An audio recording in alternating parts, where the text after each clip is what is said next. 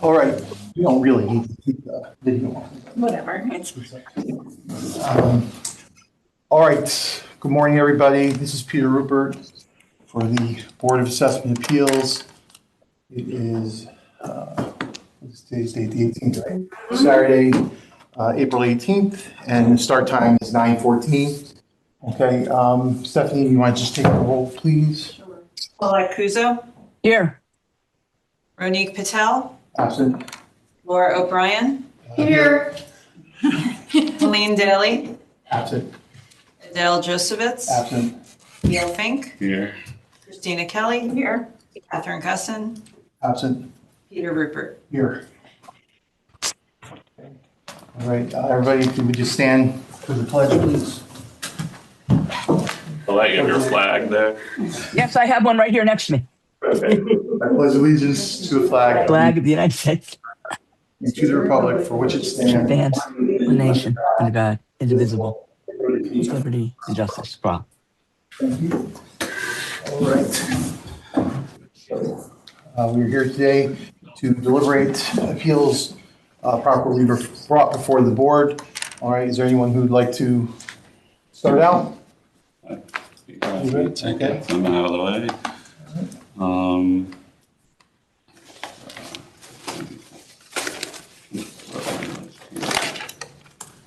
have a couple left from the day before we.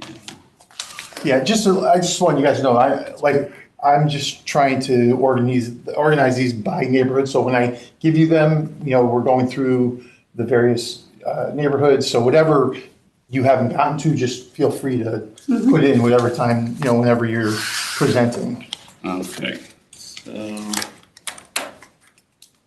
I'm gonna start with appeal number 554.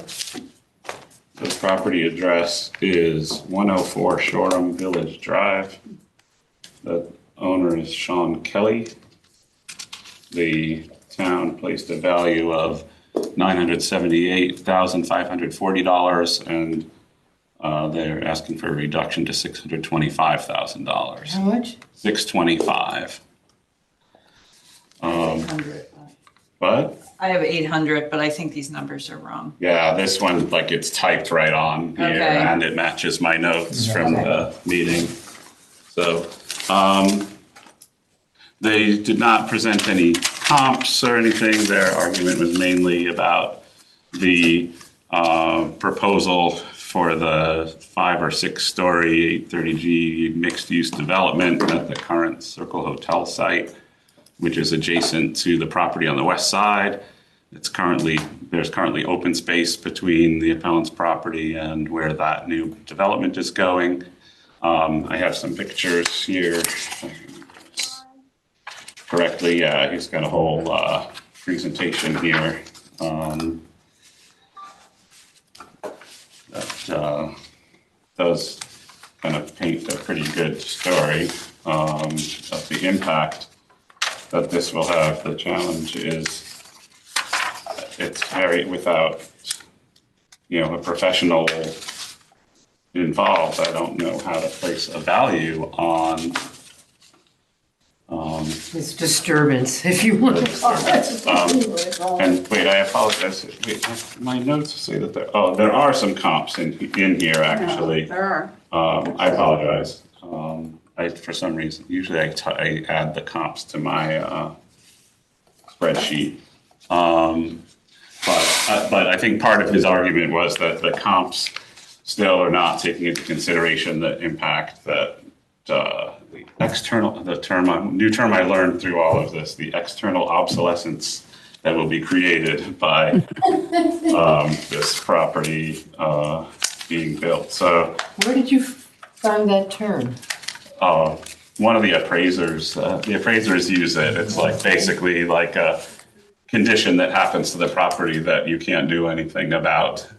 Yeah, interesting. So you can see, I can pass this around, but this is his home, and right there is where that new 5-story building would be, or 6-story that's going up where the Circle Diner is right now. You can see the if you see this like red arrow here, you've got that's the stone wall for his property line. And the new thing is gonna be about 30 feet from that. And he actually had there were some renderings. Yeah, there's like a rendering of what that's going to look like. And supposedly the person who did the rendering kind of scaled it, what it would look like from his house. I think there was a picture that I saw here with this same issue. So the challenge is, I mean, Paulette, I'd be curious to hear what your thoughts are on this. I mean, I'd have to imagine that, your view changing from open space and woods to staring into a 5-story building would have an impact on the property value, but how do you begin to put a number on that? Very hard to put a number on it. It's going to make a huge impact for sure. And it'll really seriously decrease the value of that property. But, there's no real way to know. We've only been guessing. There's no real way to know what that number is. It'll be, like I said, it'll be a huge amount. I mean, what is he at 9? There's no way. First of all, he's only got a 2-bedroom, 1-bath, 300 square foot home and a small lot. How could that be $900 and something thousand? And again, I know, because it's graded as beach area when it should be graded as Grassmere. Right. So that we can't stone wall fix is that. made from gold blocks. Oh, well, then that's different. Then it's worth that. That's great. Seriously raises the value. He wants to go to 625. And honestly, I know it's hard. I looked at his comps. They're not perfect, but it's hard to find 2 bedrooms. And in my mind, he's really not in the beach area. So I don't have a problem with his value because I am sure that even once that building's built, if somebody came along, you put that house on the market for 625, I don't think you're going to get it. Did you look at the comps? I don't know if you pulled up the folder. I did. I'm looking at. Yeah, I pulled up the folder and I'm looking at the comps. I'm trying to find that page again. Why I can't find it now, I don't know. The comps they're printouts from one of the real estate websites, but they are recent sale. They are 2025 sales, and I'm curious if they're good comps because almost every one of them, almost, but several of them actually sold below asking price, which is, I think, an interesting. That is interesting, yep. Part of the story, because that doesn't happen in a lot of neighborhoods. It really doesn't happen much anymore. Very, very rare. I mean, some went a little bit above, but I'm curious. See, I'm looking at them now. For better or worse comps. I mean, he's got a lot here. Yeah. The ones, he's got some in Tunxus Hill, Moody Avenue, what was the other one? Marlborough Terrace, Castle Avenue. Those comps are Tunxus Hill, which honestly, I can't really say that I would use those just based on location. But I would use something like Stilson Road because, like I said, I'm on this plus the MLS at the same time, and I'm not seeing a whole lot of 2 bedrooms with anything near what the impact of that hotel is going to cost. Right. Something that's like near industrial property. I'm looking for something like that. Like New England Avenue. There's one on New England Avenue. It's sold for $510. He doesn't even want to go that low. So that's why I'm saying I would say New England Avenue is more like there's a lot of industrial and commercial property around that little neighborhood. So I would say that, for that reason, and even Castle Avenue, because even though it's Tunxus Hill, it's got that same influence that this is going to bring onto his property. So I would say that I have no problem with the 625 based on what's going to happen. Right. And Castle Avenue, I mean, that sold for $515. That's a 3-bedroom. Yep. About the same square footage. 23 though, or was that recent? December 25. Oh, It okay. says. So I just don't. I think the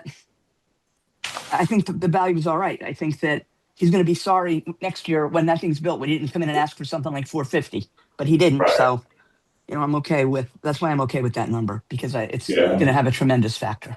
That project has everything is cleared to. I think that's been approved. Oh yeah, they're going forward. Yeah, that's going forward. Yep. Same. I mean, and I heard it from a few people, like the neighbors Not that, again, we can consider it here, but the neighbors have spent a considerable amount of money on attorneys fighting this thing. But they lost at this point, unfortunately. It's, I just think it's really sad that the town doesn't do something to stop this kind of development so close to a residential neighborhood. And that's ridiculous. In fairness, I also do then think if there is one, that there should be a tax incentive for them or a tax break for them, Yeah. which is coming in the way of decreased property value, unfortunately. Yeah.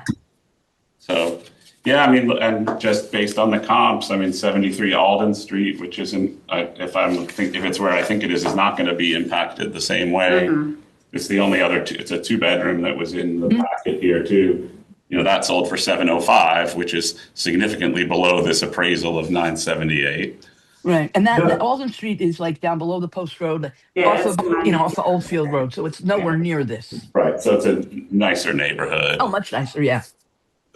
So, all right. Now I'm going to make the motion to grant the appellant's request to reduce the appraisal from 978,540 to the ask amount of 625,000.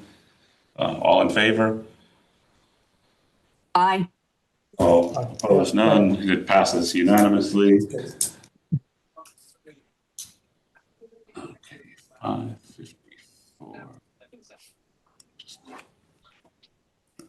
I'm marking these off when they're done so that I don't get confused again. Okay.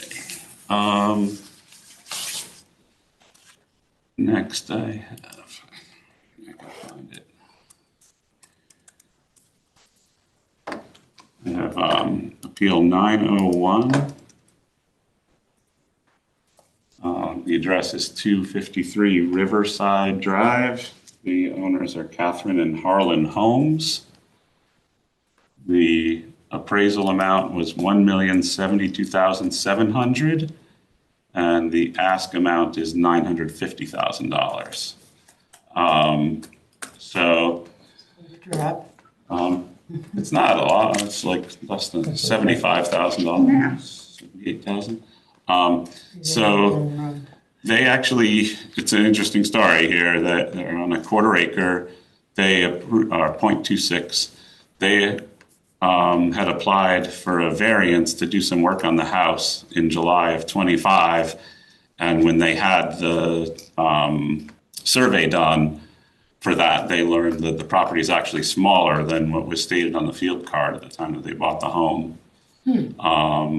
The field card has been updated to reflect the size of the property, but after the reval was complete and the appraisal amount was not changed.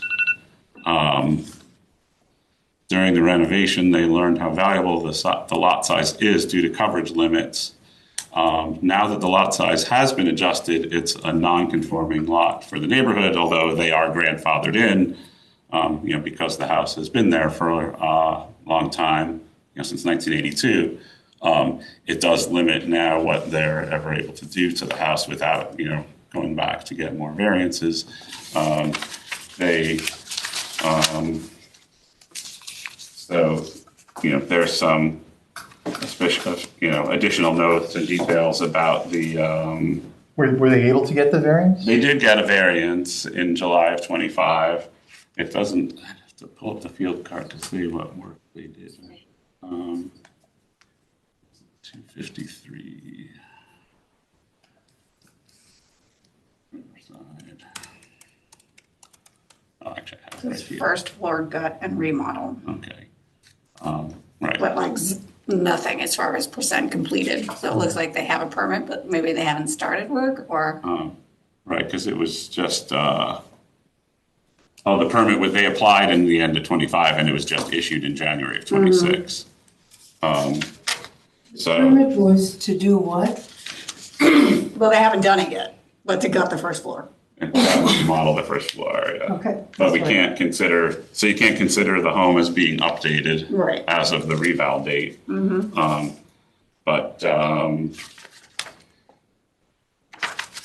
they are looking for some concession because of the issues with the lot size, and there's a little bit of additional information. So will it go down because the field card still already has the They 13? corrected the field. She said that the field card has been corrected. No, What was it supposed to be? 9125 square feet. No, it has not been it has not been corrected. So won't the number go down? We can do the math of what it would be Yes. at the 11,742, right? The letter says 11,742 is what the survey said. Right. So, yeah, so she's saying it's a, yeah, so she's saying that it's 12.6% basically of the land that she does not own. So, if we took out 12%, You doing the math, Chrissy? Oh, Yes, I am. and then they're requesting additional because, of all the construction and other things that have happened in the neighborhood. The water tables have shifted and, their backyard is, much more wet and they already have a. up at 0.95, yeah. No, was she breaking out that 11,742? She's saying her lot is only 11,742. Correct. Then she's breaking it out even further to say that only 9,000 of it is, Right. But that we can't really that we can't do. consider. So we are still doing the math on the 11,742. Right, so you could just take the 11,742 and multiply it by the unit Exactly. price of 3224 and then take Yeah. a 0.95.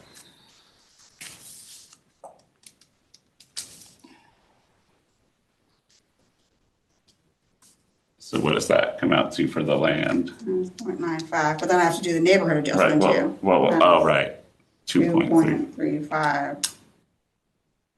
845, 139. 845, 139, and then if you add back in the 106, 100 for the dwelling, Plus 106, 100. 951239. so, I mean, it's not quite what they're asking for, but I think it's, It's close enough. Yeah. Yeah, I'm happy with the nine, I The only thing I would say is if we do this, we need, they said 950. Yeah. So, I mean, I would just grant it what they're asking Yeah, for, and yeah. keep it easy. But I would want to make a note, Stephanie, and that, how we got to that, so that if they do adjust the field card, they don't take another 12% off. Okay, so Right. what should I say? Say that we made the adjustment based on error correcting. and Yeah. correcting the land size, which Wait, so needs what to be was it, corrected on the 11? field card. Yeah, so that 742. 11,742 is the land size, Okay. land units. Okay, so I'll make the motion to grant the appellant's request to reduce the appraisal from $1,072,700 to the appellant's ask amount of $950,000. All in favor? Aye.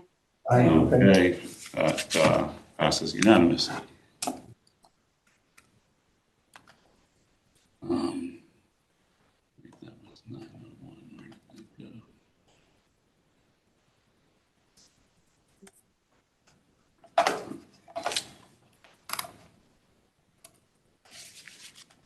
Okay, the next one is 642.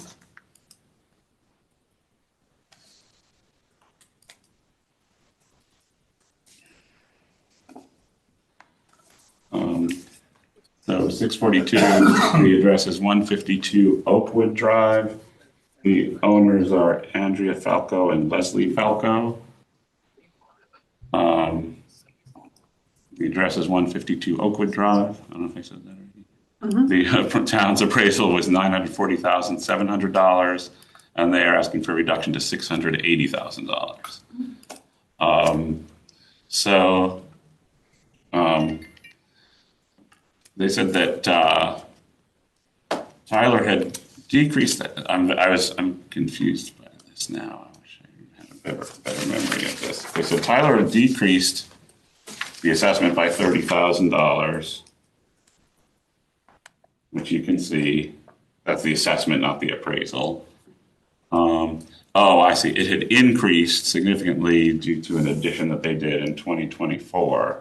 which you can see on the building permit history. There was a $180,000 permit for a second floor addition and first floor remodel. Which they did. So, I mean, it would make sense for their appraisal to have, gone up from the last time based on that. But they're saying they have significant issues now because the new duplex was built around the same time that they did their remodel at 108/110 Oakwood. And now they're getting significant amounts of water in their lower level of their split level, which is basically, it's not the basement, it's like the lower Living area. level living area, family room. The water destroyed the bathroom, the floors, and every time, now I do remember this one in detail, every time it rains, this continues to happen. So until they invest in doing French drains and, redo that entire lower level, they basically have lost use of a lower level of their home. And they're concerned that, they're getting mold in the house because of all of that water issue.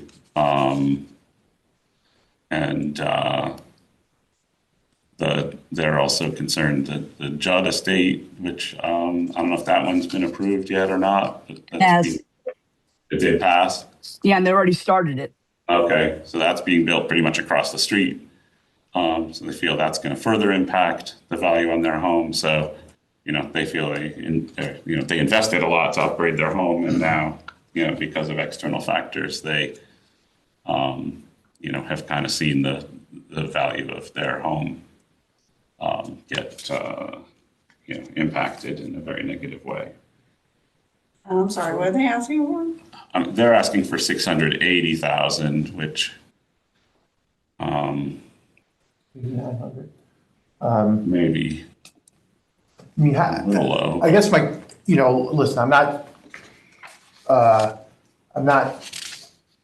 saying that they're wrong. I'm just saying, how do we actually know though, or how do they know that the new construction that they say is right next door, is the cause of, flooding? I mean, they had done, reconstruction themselves. I mean, is it possible that their own construction remodel, was part of the problem? I mean, do they have any kind of information from somebody, a contractor, saying that it is?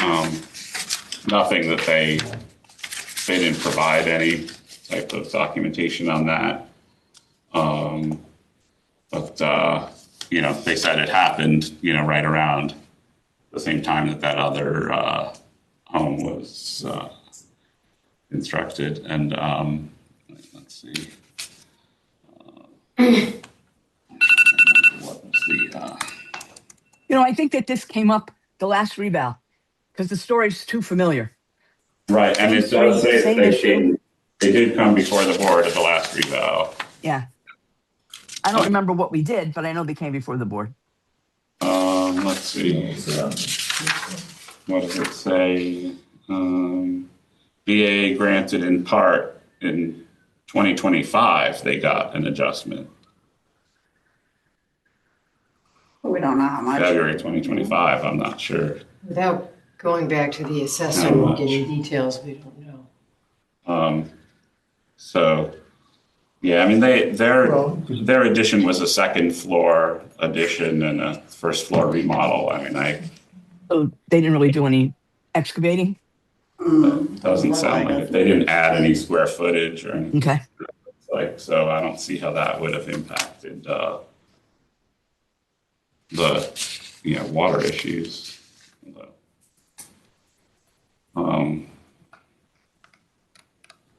I don't know. I mean, without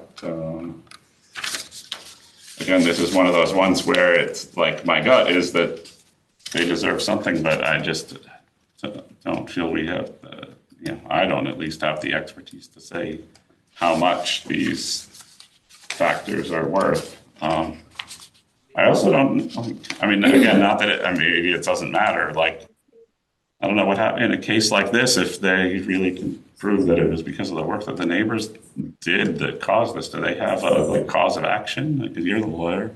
I mean, I can't say for sure. Right. Yeah. You know, if I, oh, sorry. They did go from 208 in 2023, just for their improvement, 208 to 351, 700. Right. And then in 25, 365. Yeah, that's the new amount for their improvements, right? So, But that makes sense because they Right, doubled the because they- square foot, right. living square footage, and when they did the work, it would have been priced back to 2021.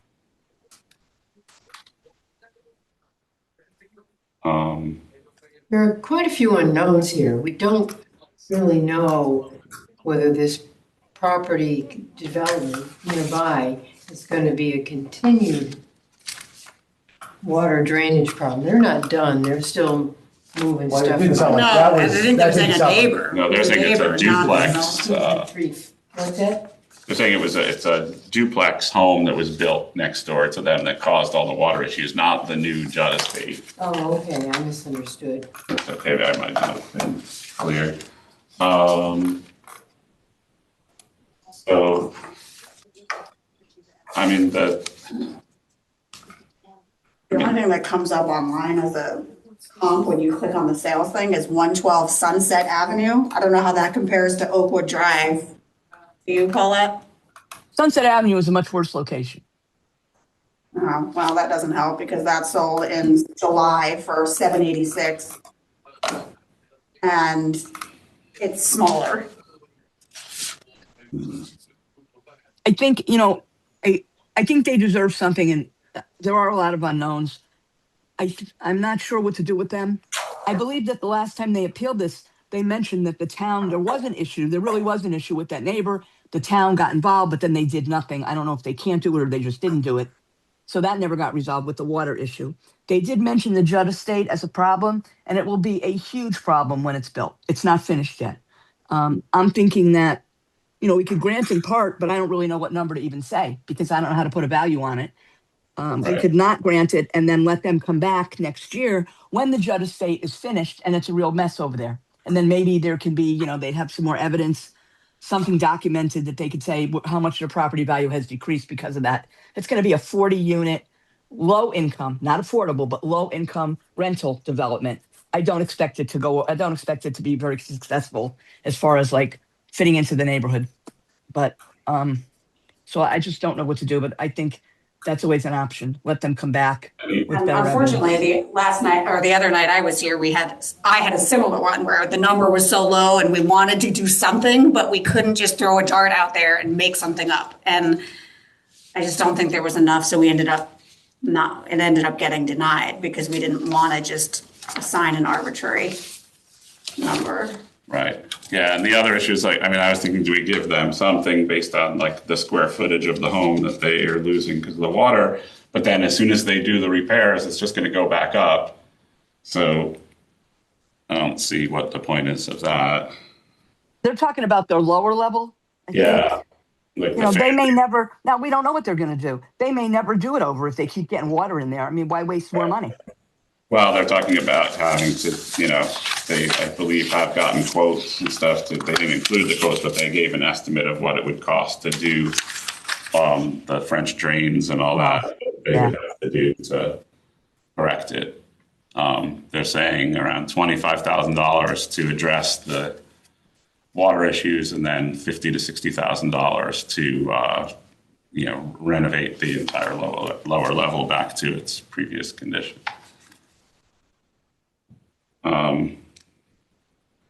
So,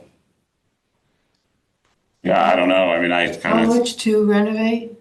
50 to 60 to renovate that space back. But what'll happen is if they then apply for a permit and they do that work after it's inspected, complete and inspected, then they're going to recheck their value back up. Mm-hmm. So I don't know that we're helping them. If we Does do that happen immediately? Pretty much, yeah. They don't wait. Town's not going to wait to get money. I guess it does help in that if we don't do anything and they make the improvements, then they get the increase on a already inflated number. Right. Right, the flip side is like they lose if like the Jud estate proves to really have negative impact on the neighborhood, they lose the opportunity Yeah. to do anything for 5 For years. 5 years. Fair enough. I don't know. Yeah, it's so hard because there's no way, unless people go back and look at the recording or whatever, there's no way, they don't have any knowledge of, why they were denied. But I'm going to make the motion, and I think that based on what we have, I don't know that we can do anything for them right now. Okay. Unless somebody's come up with a brainstorm in the last minute. I'll make the motion to grant the appellant's request to reduce the appraisal from $940,700 to the ask amount of $680,000. All in favor? I actually have 68900, sorry, just to clarify. That was on the queue.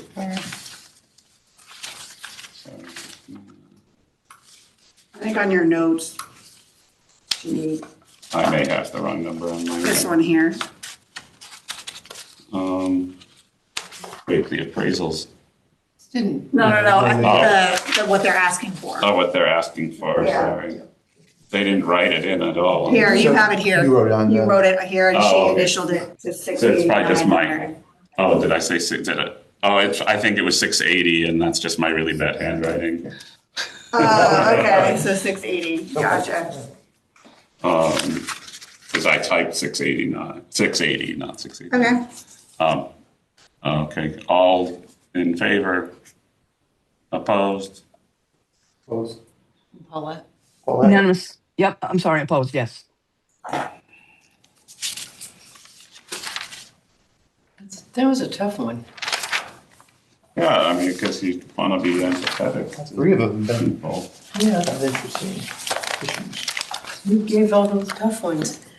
That was 642. We've all had a lot of challenging ones, I guess. All right, let's see. 92. Okay. I'm caught up on today, so it doesn't matter if I go in the order that's on this No, sheet. it doesn't. Okay. Oh, that is actually the first one. All right. So appeal number 982. The address is 31 Cambridge Street. The owners are Madeline and Christopher Anderson. They presented 5 comps of recent sales, all within. Town value, and what did they ask for? Oh, did I not say? I'm sorry. $1,036,800 was the appraised amount by the town, and they're asking for a reduction to $796,353. We can look at the comps. I can't get to $796,353. If anything, the comps, and they picked them. If all the comps are good, and we can go through them, but just as a reference, if I average out the sale amounts of the comps, I get to 908. If I time adjusted the sale of all the comps to October 1st, I get to an average of 929. So the only mitigating factor, really, they said, is that some of the comps have detached garages, and this home has no garage. So, if you took that Can you average. repeat those numbers? The comps range from what to what? The average of the sale price of the comps was $908,000, but because of when they were, if I time adjust them to October 1st of 2025, then the average is $929. But let's look at the comps, and they're all in here as well.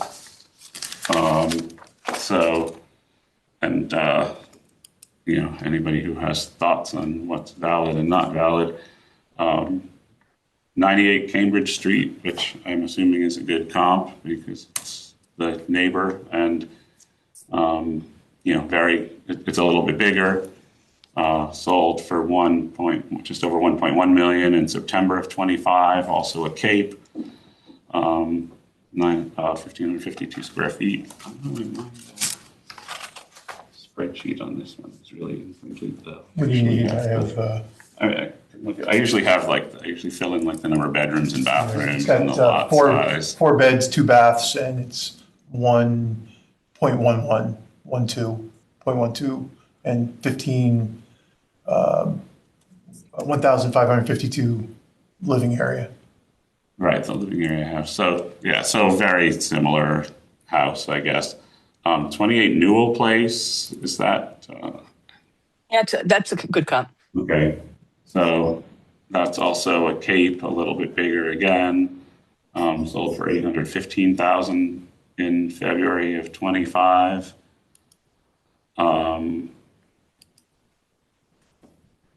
27 Reef Court. I'm not sure where Reef Court is. It's up right off Reef Road. Oh, Isn't it, Paulette? Isn't it like, I'm sorry? isn't Reef Court like a little side street off Reef Road? Yeah. Yeah. is that a good comp for Cambridge Street then, really? Or? Cambridge Street as well. Yeah, it's all right. I mean, it's technically the beach area, so. I mean, it's another Cape that's like, almost identical, within 50, 50 or 100 square feet of that house. Sold for 870,000 in May of 25. 20 Howard Street. Sold for $830,000 on May 1st of 25. Slightly smaller, also a Cape. And I apologize, I don't have the bedrooms and bathrooms on this. I should have all of that. I think it's in here. And then the last one was 273 Oldfield, which is exactly like 1,190 square feet versus the subject at 1,186, also a Cape, sold in February of 25 for 860. So, Did they happen to mention, I'm looking through the paperwork, but I'm not saying anything. Did they mention what the condition of their house is? no, nothing about the condition. The only thing they mentioned was that they don't have a garage and that most of their comps do have a detached garage. Okay. Because the one on Cambridge, 98 Cambridge, we've talked about that before. That is like beautifully renovated. It's like gorgeous inside. And it does seem That sold like it. more than there. So And it seems like an outlier from the rest of the comps. It's Yeah, I also would- about, I would- 40% bigger. yep, I would throw that one out because the condition, I don't think their house is going to be in that condition. Right. So if I take That that, was just redone. if I took that one out and average them, then I get to 868, 779, which is not, the 796 that they're asking for, but, seems like a reasonable number, and it's based on the information that they provided, and we're doing them a favor by knocking out the higher value comp. There was another one that was over $1 million. That was on Newell, right? No, that was $815,000. Okay. And, again, a little bit bigger than theirs.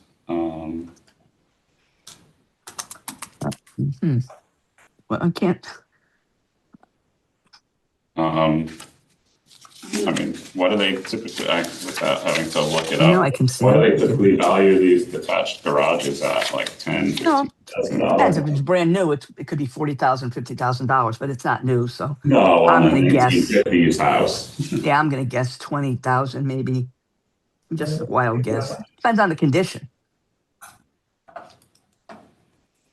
I mean, 28 Newell sold in February of 2025 for 815 and is currently valued by the town at 1 million, almost 1.1 million. Oh, that's what I heard. Okay, So, and that is I mean, that's just, and unfortunately, that whatever that methodology is obviously being applied to all of these. and that's a lot bigger too. So, well, my suggestion as a compromise, like as for Grant and Part, would be to, take that average of the 4 good comps, gets you to 868, if we took out, so, I mean, I'm saying like $20,000 for the garage, you get 848. So maybe we go with 850. Could be, I think. Well, the garage is 12,700 detached garage. Oh, really? Yeah, Okay. so just. So, But all right. So whatever, I you can reduce do it. whatever. So, all right. So maybe 855. All right. So I'm gonna, unless anybody has anything else, I'm gonna make the motion to grant in part and reduce from the town's value of $1,036,800 to $855,000. All in favor? I, Yeah, I'm gonna. All opposed? None. Motion passes unanimously. Okay, 982. That should help them. Yeah, I mean, it's pretty, not that far off from what they're Right. asking. I think it's fair. Okay.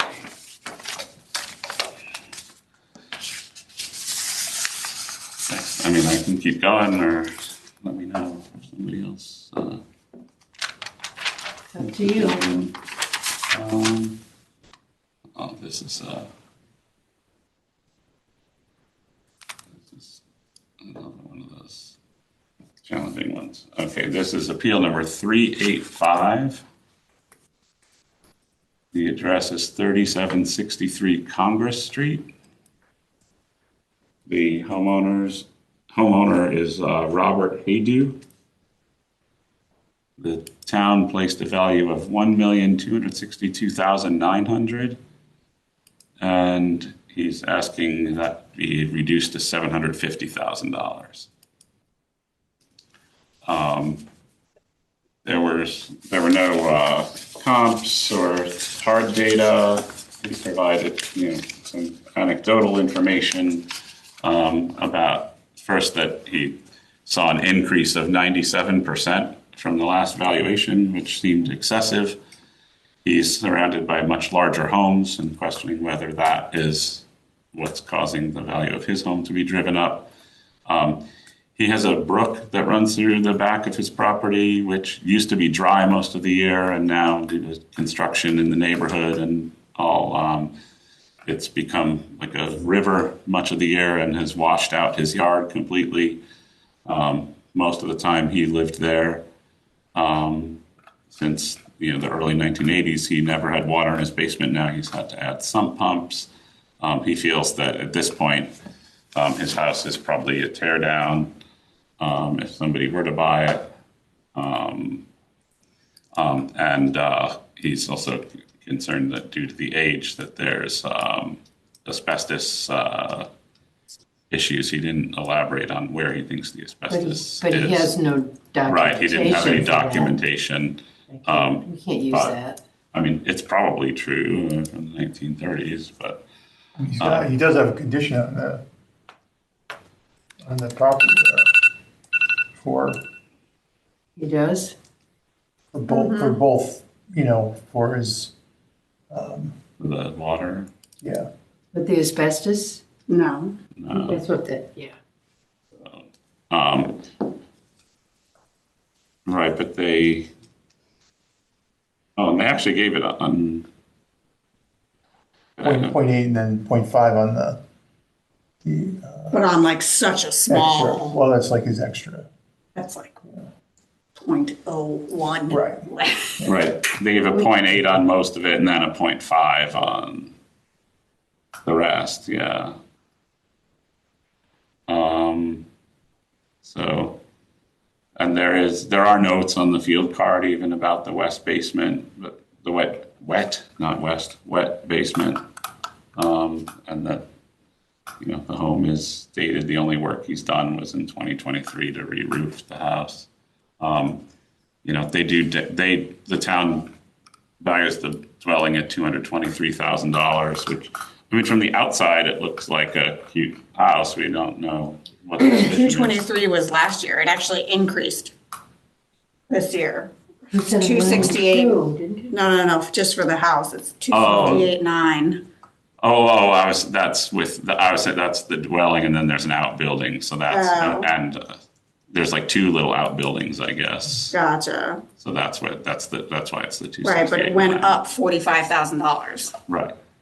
So the dwellings didn't go up much, but the land went up massively, which is what he said. He's saying that in total he went up 98%. Is that accurate?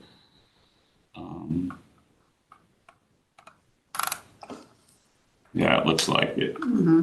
It's pretty good. I'm just doing the math in my head, but the assessment does look like it nearly doubled. I think we had one, I think it was either it was last night or the night before, I don't remember which, where we had somebody who was at 100% increase from the last reval.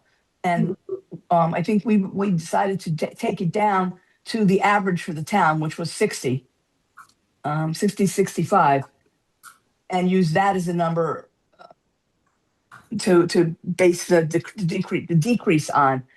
And I would say that, his house doesn't sound like it's an above average house. His yard doesn't sound like it's an above average yard. So I think that he should probably be in with the people that got the average price increase. And that's what we did on the last one. So I think we should be consistent. So if I take the last one, which was 41,150.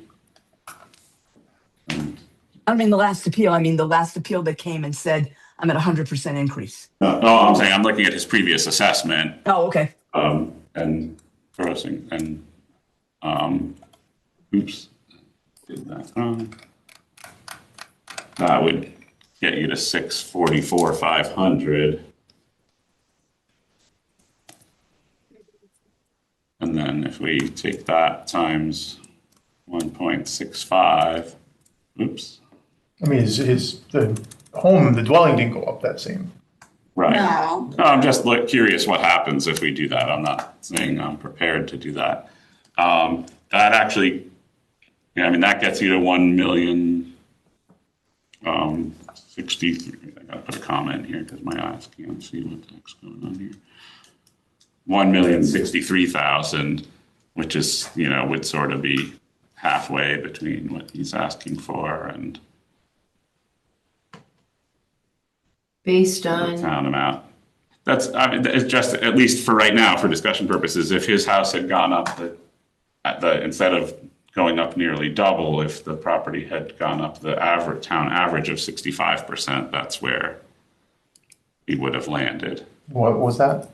What did I say? 1,063,425.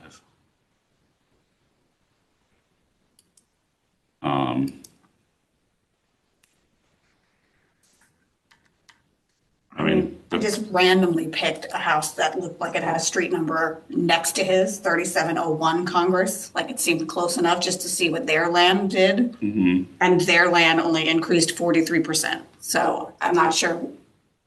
I don't know. But I'm just saying, but then I looked at the one on the other side of him, like if he was in the middle, and Yeah. that one went up about almost similar to the subject property. 98. Yeah. Almost double. So, yeah, it did. Where are they in their comparable?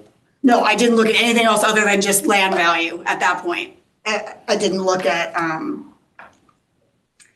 so let's say if 3701 is a huge piece of property. Maybe that's Yeah, why. he's got like 2 acres. well, yeah, the bigger it is, the less you can, There's a sale at, I'm just looking at, there's a sale at 2821 Congress that, was, I'm just looking at the land because it's about Yeah, similar land size. And also at 4200, what's the address there? 2821 Congress and 4200 Congress.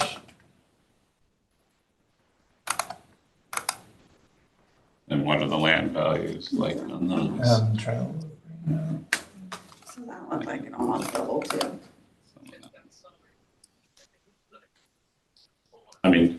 Like Paulette, have you seen, we know that 65% is an average, Yeah, which not means more that than double. some parts of the town went up more, some parts went up less. Is that area and, Here's the thing. Some parts of town went up more, some parts went up less. But to go up 100% is ridiculous in any part of town. Nobody's property goes up 100%. It shouldn't. So in that particular case, I think if I'm not mistaken, this guy used to have a farm. Yeah, so he And, did. I think, so the house is old. I could be wrong. Maybe it's just near where that farm was. I could be totally wrong with that, so I can't go by that. But I think that because of the way he's describing his land, I don't think that it should have gone up. I think it should have gone up an average because, the way I'm looking at it is, description of the land does not indicate to me that he has an above average great piece of property that everybody's dying for, and his house is old and probably needs work. So that's not over average. Shouldn't be over the average either. Probably it should be under the average, but I can't put a value on it. So I'm willing to say, okay, so he's got an average piece of property, including the house, in an okay location. That part of Congress Street is, it's all right, kind of high up there. But I just don't, I just think that it's an average location, average house, average property should go up the average amount. If you don't want to take them down to 60%, make it 65%. Right. But I don't think 100% is good. The calculation I did was at 65. So, Okay. So I think at six, and the way I did it was I didn't look at the land separately because the whole property is valued at $1,266,900. right. And that's I what just he's took saying. the whole thing. Yeah, I took the previous appraisal on the assessment, grossed it up the appraisal, and on the whole thing, not just the land. Yeah. So when I did it, you see if your numbers are right, because I'm doing it from my head, not with a calculator. But at 65% good, I think it comes down to 823, 481 or 45. So 823, 490. Am I wrong? Oh, I just took his previous appraisal and increased the whole thing by 65%. And I get just over $1 million.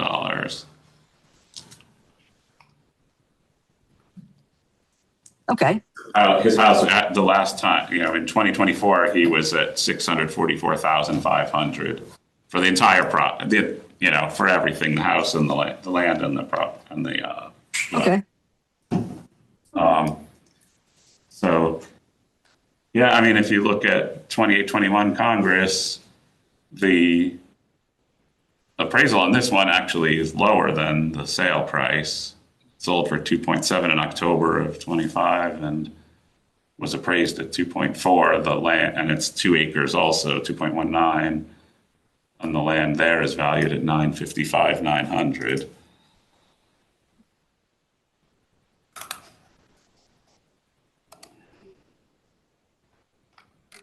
Well, I'm okay with Neil's calculation, Yeah, we do. and what he did with it. So I think that makes it into a fair range based on the town average. Yeah, especially because, his land is the same size, but a little bit, appraised higher than this 2821 Congress. And we don't know if, they have a wet adjustment as well, but for some reason it comes out higher. Okay. So like straw poll, what do we think of the 1,063,000? Sure. What's the number? 1,063,000. 1063? Yeah, just to round it out.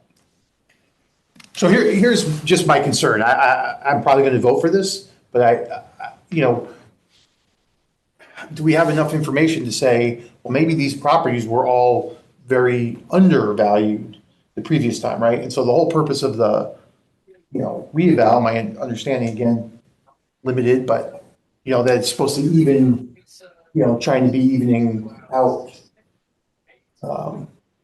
across the town, right? So, if these were, even though he's getting, he has a pretty significant increase, right? Is that because they were coming in very low previously? That's a good point. It's a weird thing, and it's a dilemma that we'll have always on the board. The mass appraisal equalizes property values. And is that fair? Honestly, I don't believe so, because somebody's going to get screwed in that equalizing thing. It can't come out equal. It never can. So But where our job isn't to find what's equal, it's to find the fair market value. Now, in this guy's case, we have a problem because we're not really looking at fair market value. We're trying to figure out why his went up 100%. And even trying to equalize property, I don't think it's fair to increase somebody 100% when the average is 65%. Just like I said, somebody's getting screwed, and I think this guy is one of those people. Here's the challenge one challenge that I see though is these two other sales that Peter found, 2821 Congress and 4200 Congress. Those are actually both appraised somewhat below their sale price.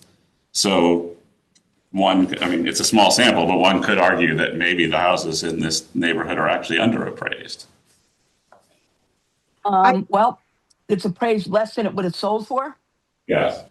Like 4200 Congress Street is appraised at 1.142 and it sold. Actually, and it sold for 1.4. So they got $300,000. They're in theory underappraised by $300,000. I'm inclined to vote for it as well, just because I do agree that 100% is egregious. But my concern is I don't want to say the precedent that it sets, because I know we've done it before, but there's nothing that I don't think then stopping everybody else from town coming in next year and saying, I didn't appeal last year, but if you were granting appeals just based on the town average, I want the town average. I don't blame him. I would do the same thing. No, I don't either, but I'm just saying because we're allowing it to happen. Mm-hmm. But I just don't know. Again, I still think there should be relief here. I'm inclined to vote for it, but I'm just saying that I just think, we are opening the door to then why do a reval and just pick a number and say everybody's gone up 30% and call it a day. It'll save the town money, it'll save the town time, and then you can still come in and appeal if you think 30% is too much. Right. So I just. Which is why comps are a better approach.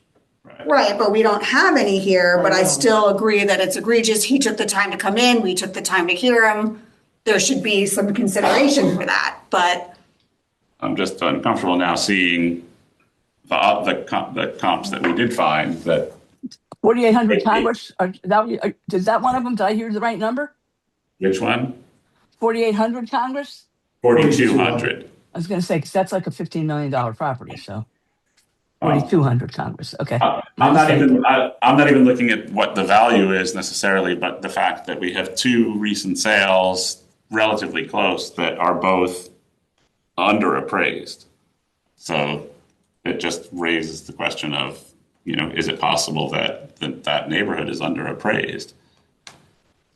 In which case, that this could be a neighborhood that went up more than the average, which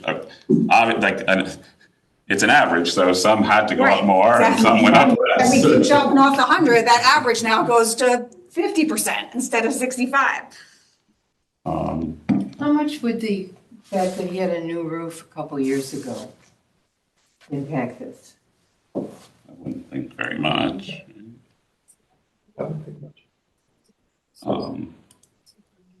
Because I'm just looking for some logical reason why It it would was have gone up something. a little more than. The value of the permit was $18,000, so it couldn't, at most it could be that much, I would Yeah, think. okay. Um, That's a legitimate reason to have gone up that much. so I don't know.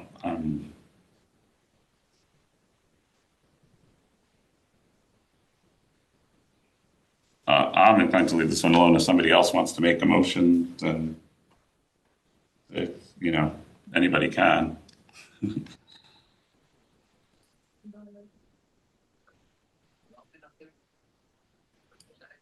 just looking at the solds on Congress Street.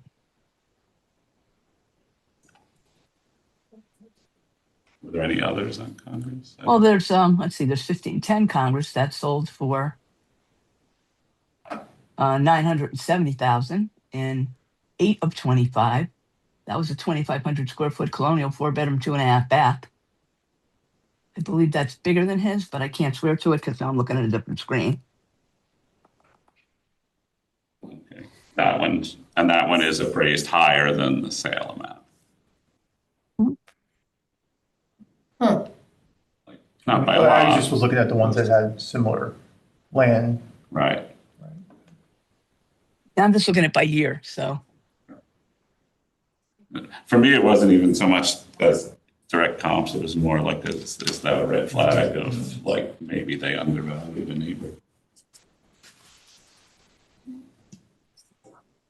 I just wish, unless I'm missing it, what the rationale was for the 750. Like if they had gotten there and said, I used price per square foot for land, and or if it's just really, they just threw out, this is the only number I want to pay. That's just that, yeah, they just threw out a number. How did he get there? Feels good. Yeah, and I feel like we could at least work with okay, they went by price per square foot. I know we don't typically use that as a metric, but I can see where it at least came from. We could be comfortable with it, but this just seemed like we threw a number out there because we were mad. I hate to Right. say it. But that still doesn't mean you get nothing, but it just didn't help that it was just an arbitrary number with no backup. Right. Again, yeah, I just don't know what to base the something on because like it's just the surrounding neighborhood doesn't look like it, looks like it went up above the average. So I don't, so you're relying on that 65% at 60 to 65% average doesn't Right. seem to do it. So I don't know. Paulette, if you found something else that's going to help us. I didn't really find anything else. I mean, I have to agree. He didn't provide comps, and we don't know where he got the number from. And it may be because he's mad. He may just be. I mean, it may just be one. I don't know. I don't know the man. Never met him. But he might just be an old timer who thinks that this number is 750,000 is a huge number, and I think that's what mine's worth. Who knows what he did? Right. But I still think that somebody's gone up 100%. I don't care what the town is trying to equalize. That is ridiculous. Nobody should go up that much. And if they do, then there's something wrong with the assessor's model. But we'll never know what that model is, and we'll never be able to criticize it because they'll never tell us what it is. So, and it's too late now. The thing is done. So I don't know what to do. We could do nothing and then have him come back with, now if maybe he came back with more information next year, maybe he'd get a break. So maybe we should just leave it alone. I wasn't in favor of leaving it alone at first, but if we do something, then he can't come back. And for reference, that 750 that he's asking for is only a 16% increase. So if he's talking about town averages, Yeah. he's nowhere close. I don't think it works. That's All right. definitely too Or we much. could just put him, or if we want to just finish it up, just put him at the average. Like I said, his house and property don't sound like they're above average to me. Maybe these other ones on Congress Street that were reason for comps, what were they like? Maybe maybe they have beautiful property, maybe they're gorgeous houses, and so they sold for more than what the assessor valued them. Who knows? Like I said, his model to me is random. I cannot figure out what he did anywhere. So, but I'm not the one making the only decision. So whatever the group thinks.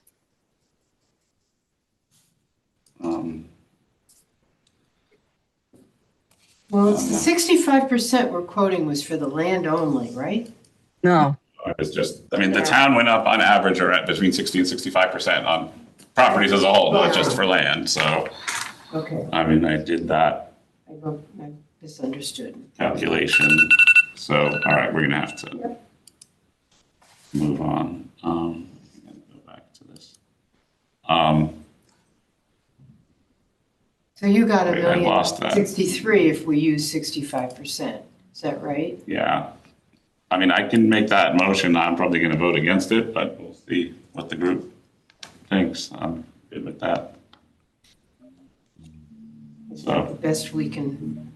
Yeah, I feel like we've exhausted this one. Okay. All right, so I'll make a motion to reduce to grant in part and reduce the appraisal from, what was it, 1,268,900 That was to, 1,262,000. sorry, you're right. I was looking at this paper that I can barely read. 1,262,900 to 1,063,425. All in favor? Aye. Oh, all opposed? Oh, okay. I thought I was going to be the whole. Oh, it's the only one in favor? Yeah, Okay. all right.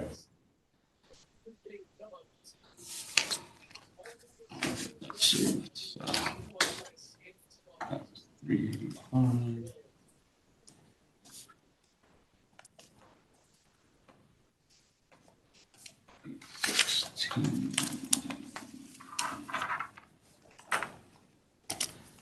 All right, this is going to be appeal number 816. The address is 1041 Mine Hill Road. The owner is Christian Sauska, and the property owner was represented at the appeal by Robert Russo. The argument is primarily based on the land valuation.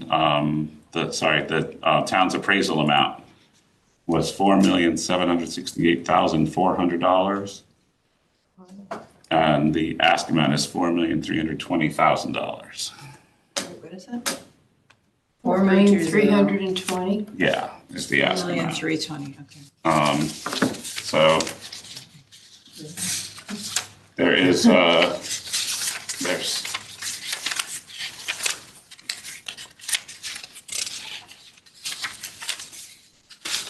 did they not scan? There was an appraisal report, and it's not scanned in here. It's not in the packet here. Is it in the scan?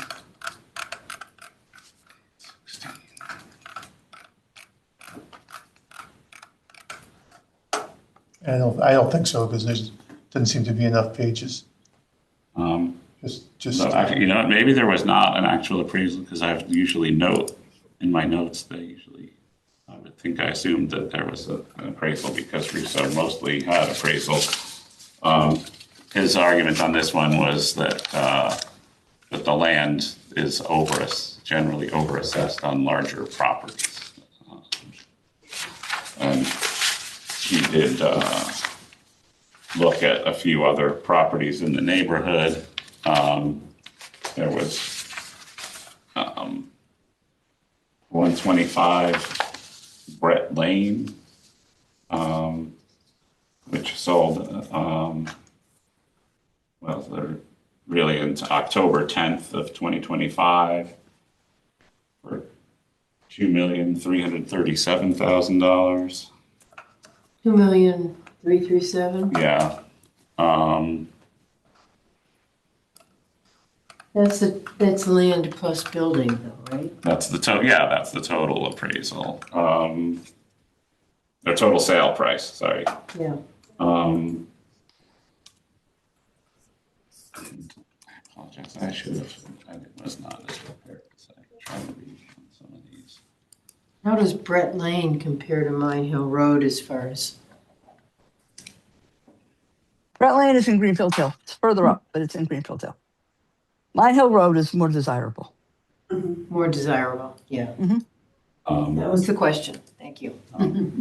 If this house this is half the size. I mean, this house on Mine Hill Road is nearly 10,000 square feet. Built in 1998. Brett Lane is built in 1964, is 5,700 square feet.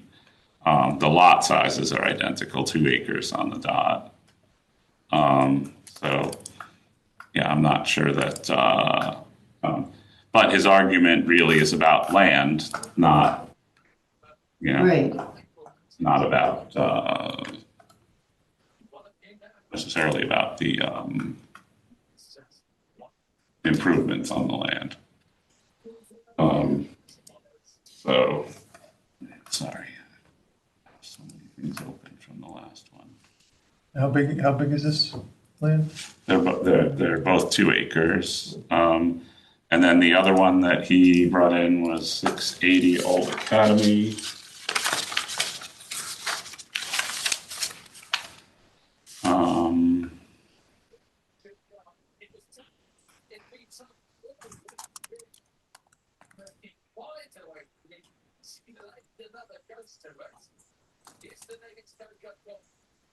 There, the field cards are in the packet. So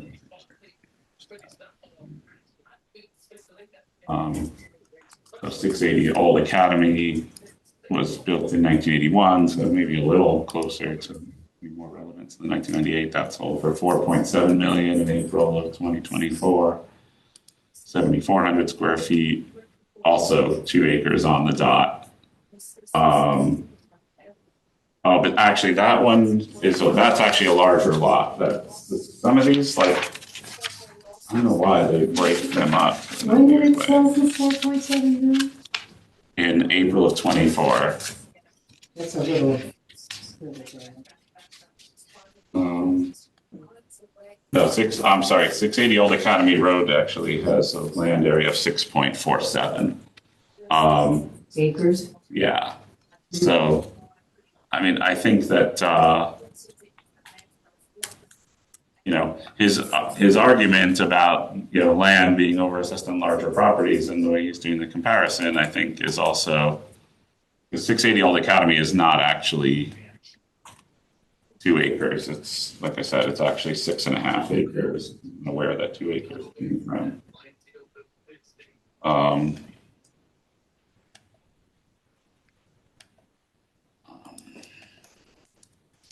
Now I want to. Says the subject is 5.4. Yeah, I don't know where it gets the numbers that I have. I don't know why he told me that these are 2-acre lots. It's like a 2-acre minimum zoning up there, right? But, and then Brett Lane was 4.5 acres.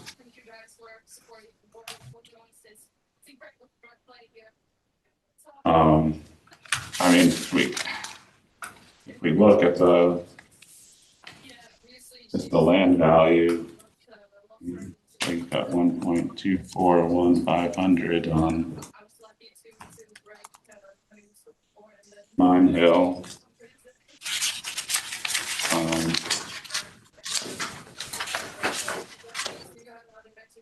I just, don't know. I don't know how meaningful this is because of, Mine Hill Road's more desirable, like I was saying.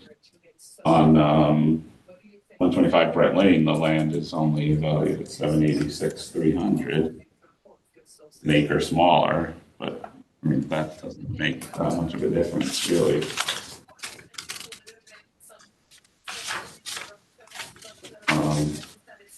And then Old Academy, the land is 1.241.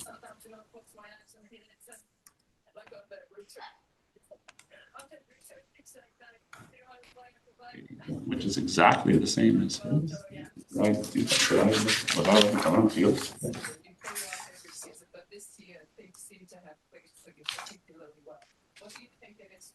No, they're identical. So The land value at Mine Hill is also 1.2? yeah, 1.241 for 5.4 acres, and then Old Academy is valued 1.241,500 For 6.5 acres. for 6.5 acres. So I don't. I mean, Old Academy is probably a bit more comparable to Mine Hill in terms of neighborhood, right? It is. Mm-hmm. So, so I don't know what the argument is. Like he's. I mean, there are 3 sales on Mine Hill, right? And none of them are the same size property as his, but I mean, the property here is valued at $1,241,500, and there was a sale at 100 Mine Hill. I mean, that I'm just taking the land that's Right. valued. That's valued at, and that's a 2-acre lot. So that's 1 million. That's almost 1,500,000. And then 200 Mine Hill, that value was again a little over 2 acres, 1,117,000. And then 415 Mine Hill, 1,245,000. So I mean, his land is pretty comparable. In line. Yeah. So, all right. Yeah, I don't see it. I'm gonna recommend that we deny this appeal. I'll make the motion that we grant the appellant's ask to reduce the appraisal from $4,768,400 to $4,320,000. All in favor? All opposed? Opposed? Paulette? I'm abstaining. Abstaining, okay. So the appeal fails 4-0-1.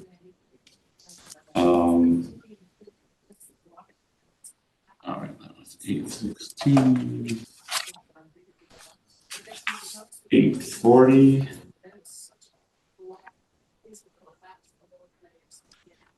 Okay. Oh, another Mine Hill Road. Okay, number 840, the address is 575 Mine Hill Road. Susan Kellstrom is the owner.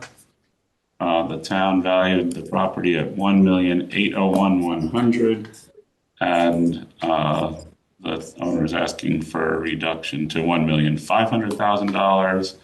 All right, this was a very, I can't remember if we heard one, there are two with the identical issue. That the appellant brought, and I don't know if we heard the other one or not. Her main argument is an external obsolescence factor. External obsolescence. 840. She said that there's a teen mental health facility that opened next door, or that was built next door. I assume sometime after she bought her property, or at least she didn't know about it when she bought her property. But it causes major issues for her and the neighbors. The police are constantly there. She actually brought in a report from the police department that lists, you can see it in the packet, there's 36 incidents of the police being called out to the property in the previous year, with police, fire, ambulances, everything. She feels it's dangerous to live there and would impact the property value if anybody knew what the situation was. She said she came home one day and there was a police officer in her home. Or she came in and a police officer came running into her home looking for a quote unquote jumper. He actually had run into the wrong home by mistake. She has a pool in her yard. She's afraid to open the pool because she's afraid that one day, she's going to see one of these kids just floating in her pool. She requested that they put up a fence or something to, divide the properties, which the owner of the mental health facility has refused to do. She brought in a document, and but she didn't provide a source. I don't know if this was like a ChatGPT thing, that tries to put numbers on the impact of these types of facilities on neighboring homes. It's in the packet. It says studies on the impact of mental health, and it says Barron's.com, actually. I didn't notice that before.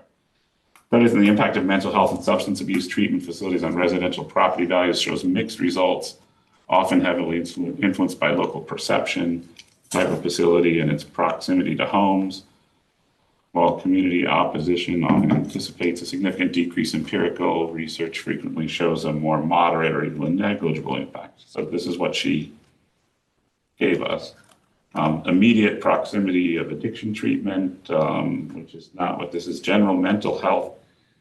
Group homes seems to have no negative impact. I guess this is for severe mental health issues. So maybe you could call it a high impact specialized center. This is but these are typically facilities targeting opiate addiction and methadone clinics.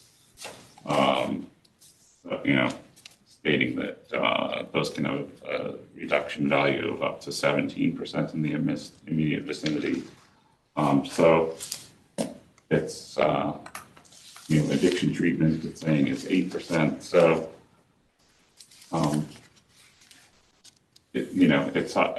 this is not real. The one that says negligible impact is is general mental health, like group home. And I can say there's a group home like 3 houses down from my house and really has had no impact, but the people are, like the occasional ambulance or something, but for the most part, they're very quiet and they're good neighbors. They take care of the house. to give candy to the kids on Halloween. But this is a very different type of facility, and they have kids like, the police reports on, can't, because of, privacy and regulations and all that, with, because they're children under 18, can't give the details, but, apparently there, a lot of these incidents are kids running away from the facility trying to escape, and the police coming and trying to track these kids down. What number was the, what number is the mental health facility? She didn't tell me the address. It's right next door. Sure. Discovery Mood and Anxiety Center. Sorry, it's 8615. What is it? 815? 615. 615. And I did look. It is the house right next door to hers. Yeah. So. Discovery Mental Health? Yeah. Discovery Mood and Anxiety Program. Depression treatment, bipolar treatment, reactive attachment disorder, and I don't want to make a judgment about the facility or the residents there, but it clearly is having an impact. And I saw I did see another one who lives, I guess, on the other side and had very similar issues. She didn't have any comps or anything like that. Comps would be hard to come up with a similar situation. Right. I was just curious, even, what would what does the situation look like regardless of this facility? I mean, I did find a few, but nothing, I didn't see anything right on Mine Hill. Like what? It almost sounds like that needs to be a field card adjustment too. Like there should be some sort of Yeah, consideration location for adjustment. right, like a Yeah. location adjustment. I feel like there is an adjustment on the field card, but it says, is this the right address? Oh no, that's not the right one. 575 Mill Plain. Why? Get in there. I must have clicked on the wrong thing. 575 Mine Hill. Mine Hill, that's what I Doesn't did. show any. There's no adjustment. Yeah, so, I feel like if we make adjustments for next to the highway, which is a nuisance, and we make, Yeah. adjustments for other things, I'd argue police accidentally running into your home is a nuisance. It's not And accidentally, they're doing it on purpose. Right. I understand that, Because but it Right. wouldn't And- happen, no one's running into your house by accident, I don't Right. think. And this isn't like a Right. one-time Yeah. or an occasional thing. I mean, 63 Police incidents calls, yes. in a year. Like, I don't know what happens, like people who live next door to, there's some of the, homes like for the elderly and hospice care type facilities that must have the same kind of frequency of police and fire and stuff. But those tend to be in more, not in such like remote residential neighborhoods. Like this. Right. Well, this, I have a study in front of me that says that, let's see, the effect of group homes like that within 200 feet of residential property can show a maximum decrease in value of 44% to those homes. Where is that from? That is from something called Land Economics, and it was it's Coldwell, Dayring, and Lash. I don't know who they are, but anyway, the reason I have it is because I have one of the same kind of appeals that Neil has, and these people sent pages and pages of documentation, and one of them was from this particular article that talks about that kind of a thing. And the effect of group homes on neighborhoods and the property value. It was actually, it was Colwell. These are the people that wrote it: Lash, Colwell, and Daring. it was up to what percentage? Can you? We're up to 44%. Wow. Because it's not, she's citing, this woman is citing some issues. The one I have, when you open it, you'll see all the other issues that arise. These homes never, ever should have been granted approval in these neighborhoods. The company that owns them lied about what they were doing, and so the town gave them permission, and so they did it. And now I don't know if this particular home's in court, but the one I'm going to talk about is they've already been to court and they won their decision. They want the zoning department to, I guess technically they kind of want to throw them out because they're causing so much disruption in the neighborhood. So it's a huge thing. I mean, think about it. Would you live there? I wouldn't. Would you, The if problem I with- drove up to a house that was for sale and I noticed that, I'd be like, see you later, going somewhere else. Wouldn't even go in the house. Don't even want to know about it. So I think that, I think she's being generous. For me, I've been asked for a lot less. Put the Well, the house on a lot study, less. yeah, I mean, the study she cited said between 8 and 17%. So the number. Well, that's fine. If that's what she submitted. The 1.5 million is at the 17%, 8% for reference would be 1.6.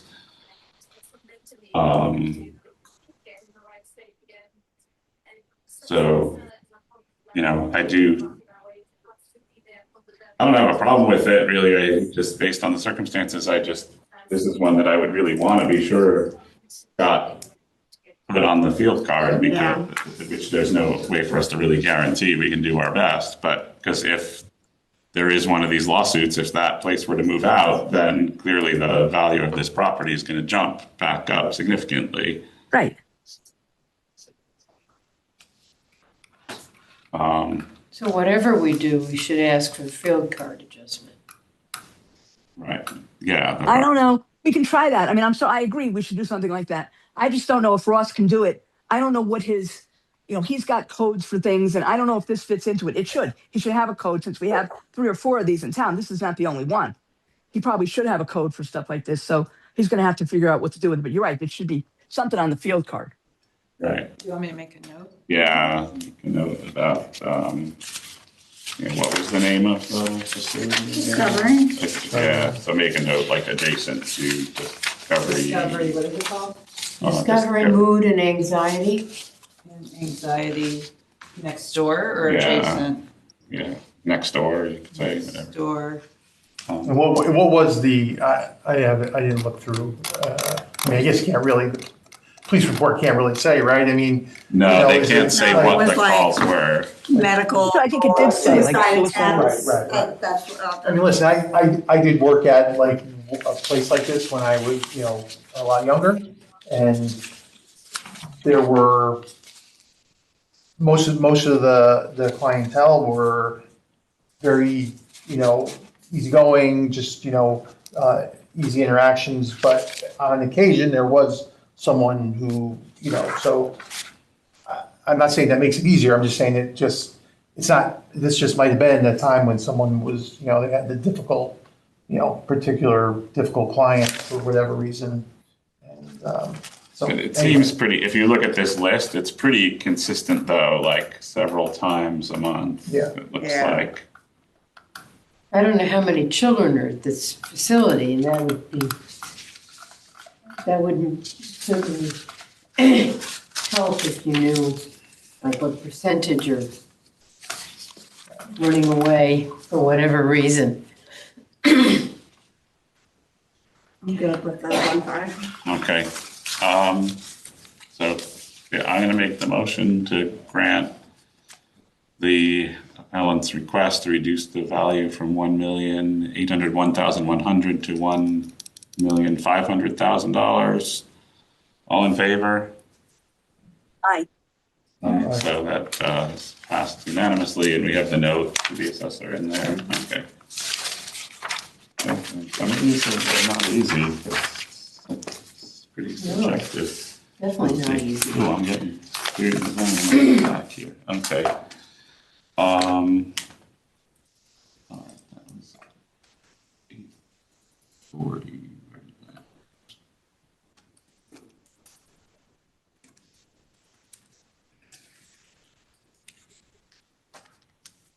Okay, next is Appeal 976.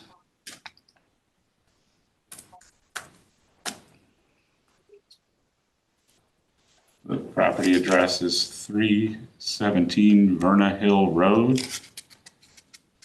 The town appraised the property at $1,720,400. And the ask amount is $1,250,000.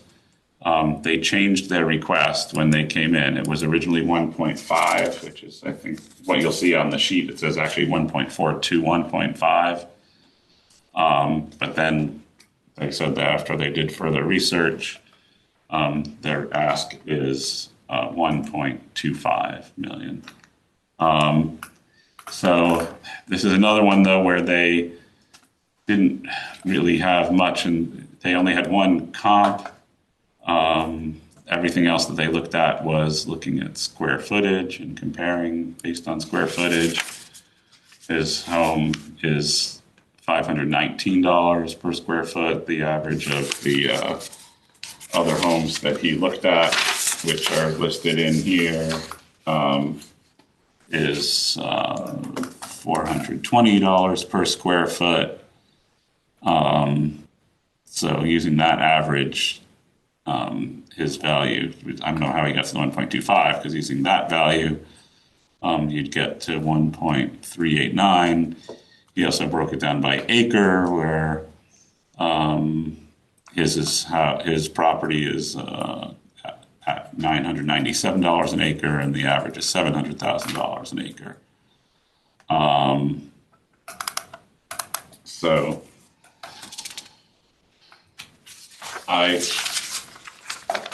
we've discussed this many times. I think we all agree that the dollars per square foot thing is it's hard for people to understand, but it's very deceiving. And I think difficult to go on unless you had two identical homes.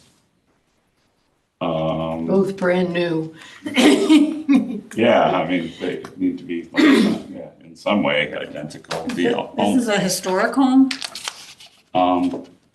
Yeah, it's a 1786 build, 3,312 square feet, historic home on 0.9 acres, 4 bedrooms, 2 baths. So the historic homes are hard. There are people who really want them. There are people who would never even consider looking at them, I guess. That would be me. You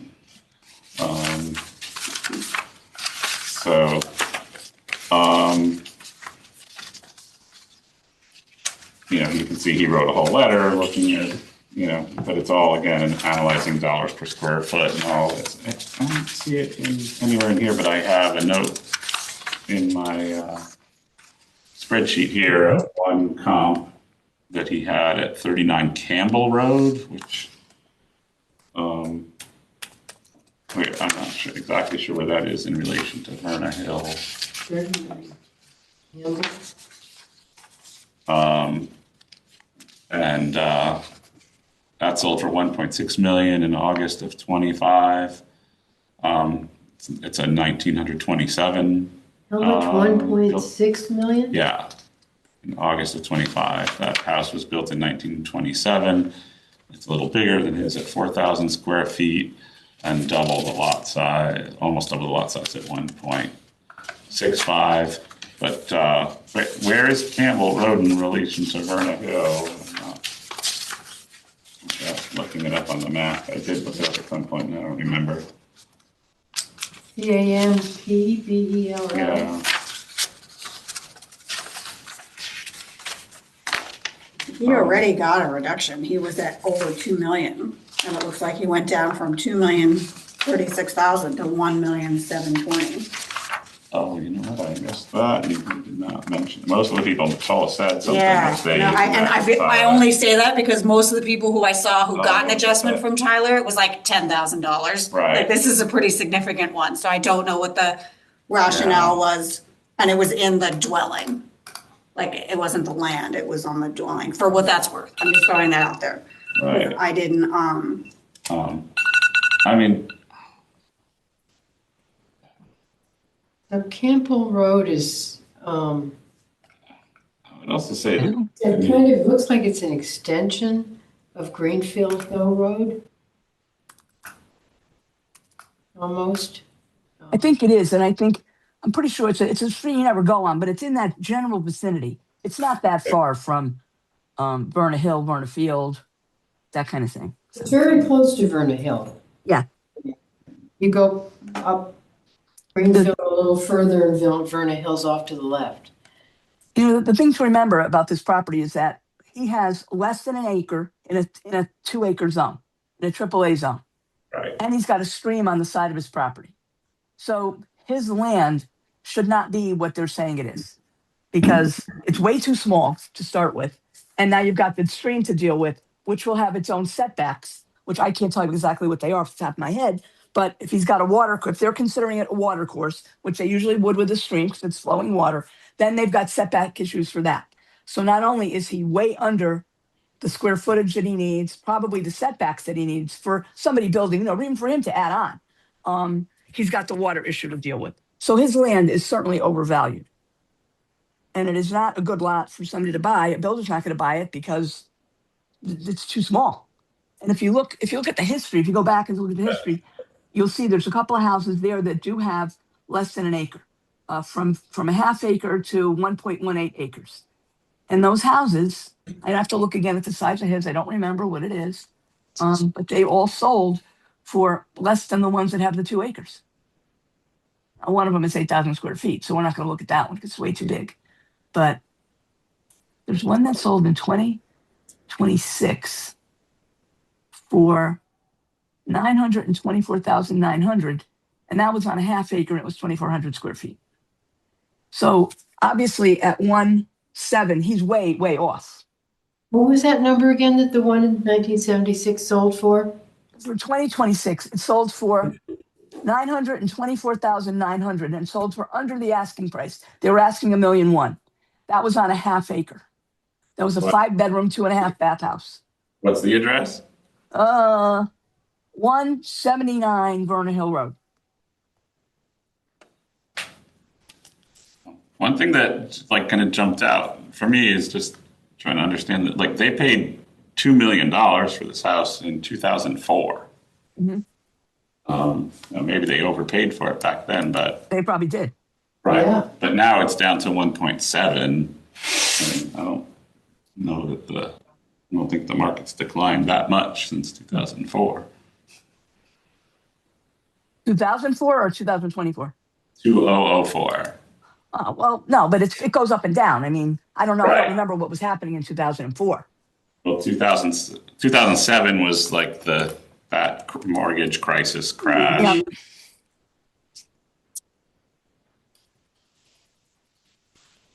You know, because that's when I bought my house. Oh, okay. 2008 or was it 2007? So I'm looking at from 2020 to 2026. There were only 3 houses that sold on Vernon Hill that had under 2 acres. And those are the ones I'm looking at. And none of them sold. One of them sold for over $1 million. The one that had a little over 1 acre sold for $1,105,000. The others sold for under $1 million. Now, if we timed them up, they would be higher. But just saying that when other houses, like in 2020, here's one that's a bigger house. Can't go with that one. 179 Vernon Hill is a significantly smaller house.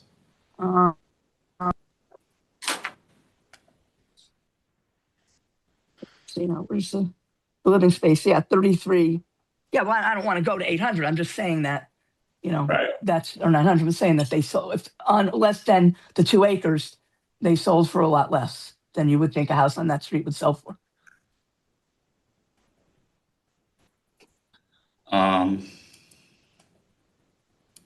So I think we have to look at the land.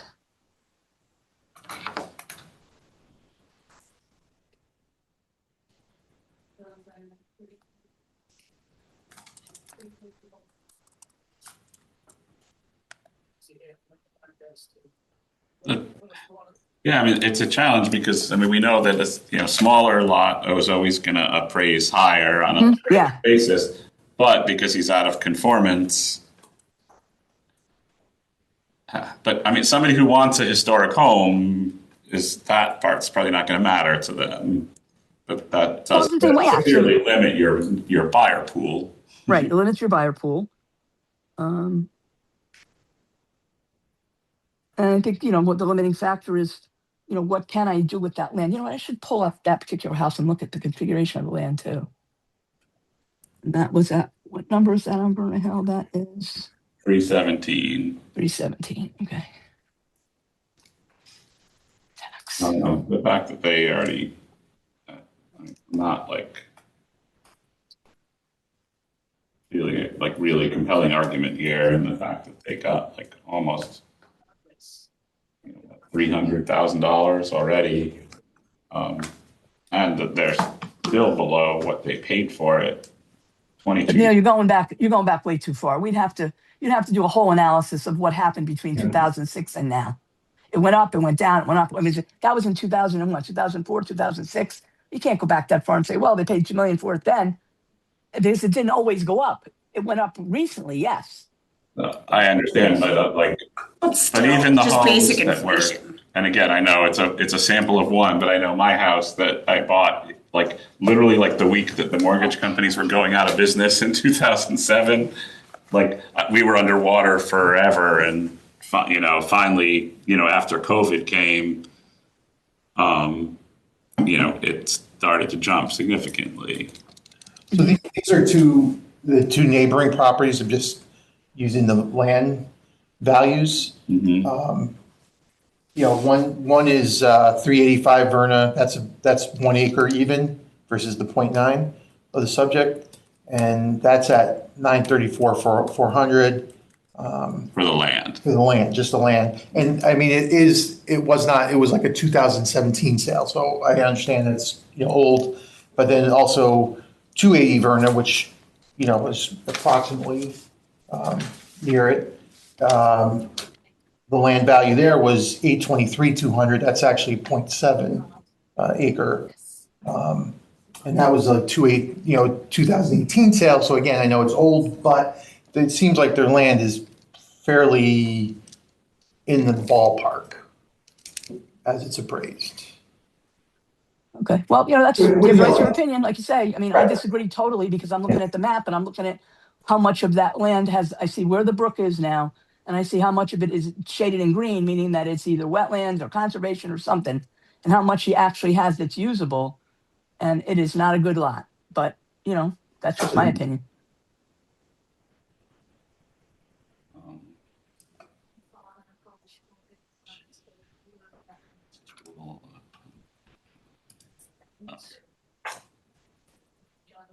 I don't think I don't see anything on there. Hard for Yeah. wetlands, but let's see. I'd have to pull the other map now to look at that. Let's see. This was built originally when? It's what year? 1786. It's a historic home. 1786, okay. It's not listed as wetland. It says actually property contains wetlands or is inside the upland review area. Mm-hmm. There's a stream that runs through it, you said Yeah. earlier.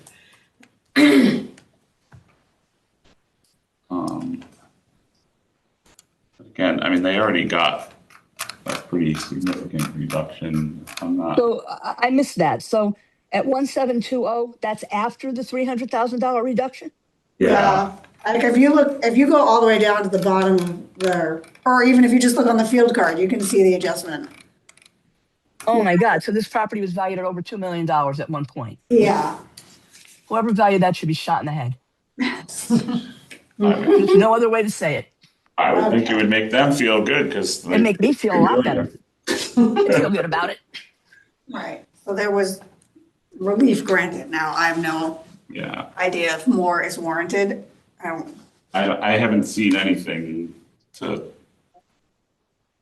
Again, the only thing he presented was a square foot argument, and the neighbors are on non-conforming lots as well, and the land values are in line with his.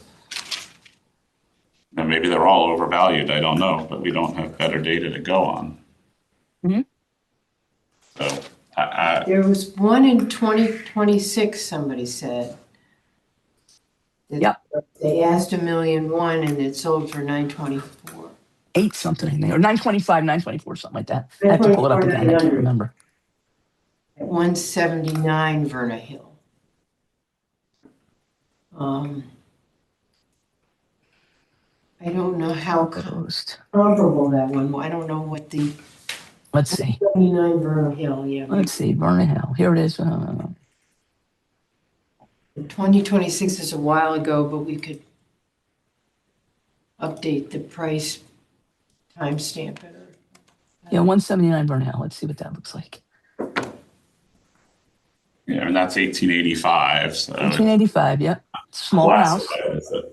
Yeah, it's only 2,400 square feet, so it's 1,000 square feet smaller. Let's see what that lot looks like. On half an acre. On half of a beautiful dry acre. Although it's still undersized. So there's still that issue, and that's probably why. It's part of the reason was probably that it sold for that was because the lot is so small. This house sits kind of funny on the lot too. Yeah, need it updated I too. think we're doing too much work that the homeowner didn't do. Okay.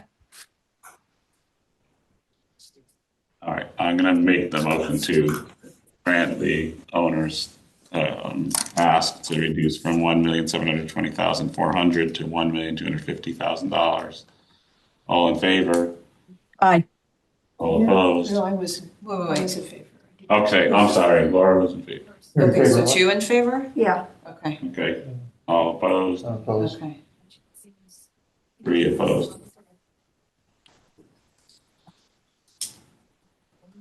Okay, 970.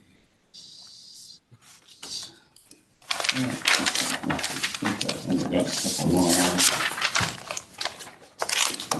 No more. 3 more. Okay. 159. That's the card number. Yeah, the appeal number 159. Okay, hopefully this is an easier one.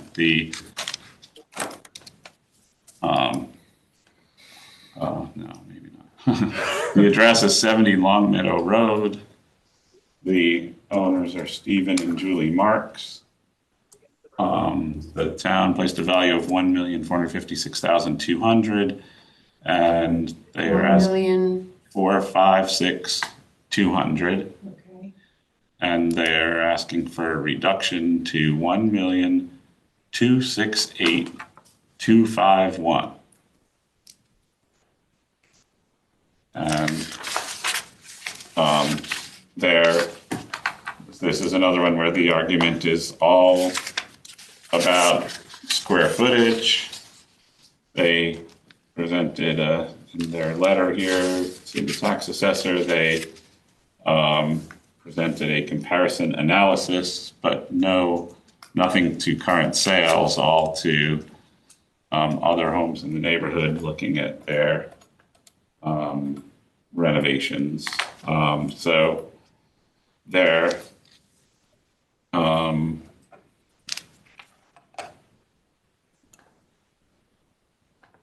and they're arguing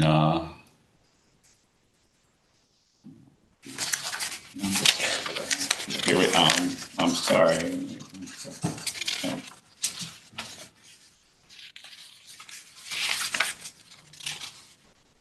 Oh, those are, oh, okay. So I did pull up the appraisals for the comps. So, This is number 159, did you say? appeal 159, yeah, 70 Long Meadow Road. Numbers on this. That's the assessed values they put there. Yeah. Oh, okay.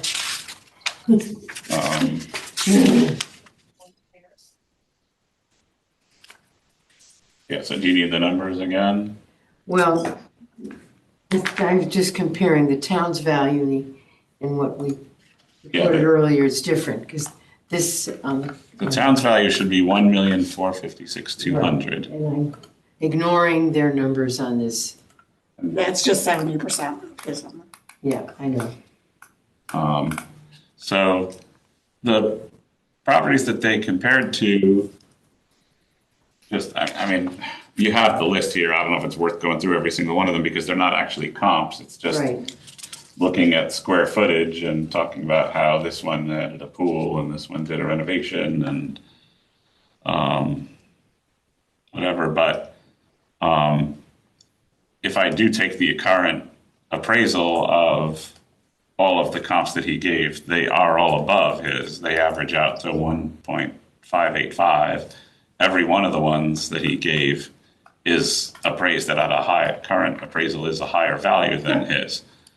Now, they are also all a tiny bit bigger, which is how he comes to his square foot argument. But the problem is that you don't know how it comes up. Like he even mentions here, like 81 Homestead, for example, underwent a large scale renovation. So it's a 4,600 square foot home. They have a tennis court, manicured within the landscape. So that's something that, like, if you just take the appraisal and divide it by the square footage of the home, then you're factoring the tennis court into the square footage. So, yeah, of course, the number is going to be different. Like, I mean, if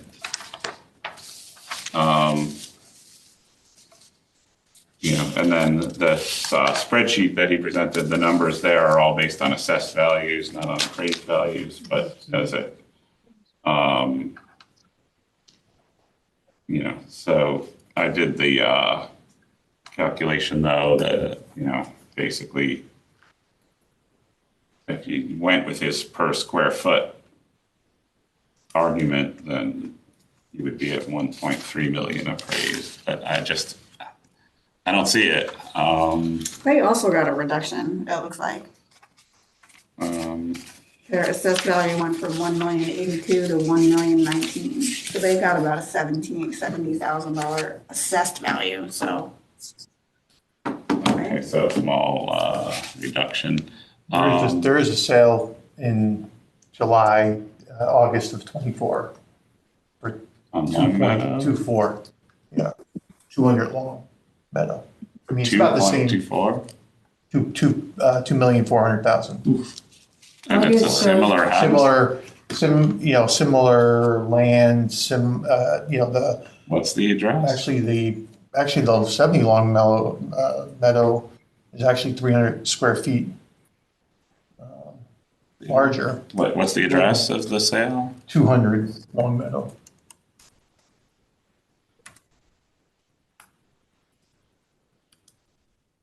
That's sort of interesting. And how much did that sell for? 2,400,000. And they're appraised at 1.5. Yeah.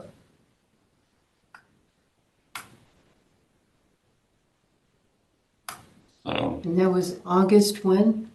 It's actually July 26th of 24. I was just rounding it up. that's really interesting that their appraisal is so much less than what they paid for the house.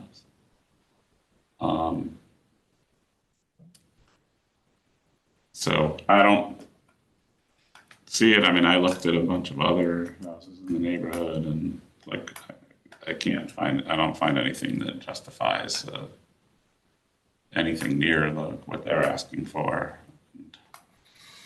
And the square foot argument just doesn't hold any water for me, especially when you look at, if he's doing his comparison based on appraisals,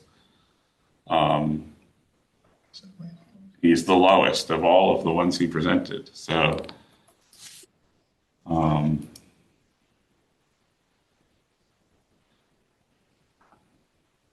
unless, I don't know if anybody has any further data or. No, I just have a question. Did you ask him to bring you comps and he just didn't do it?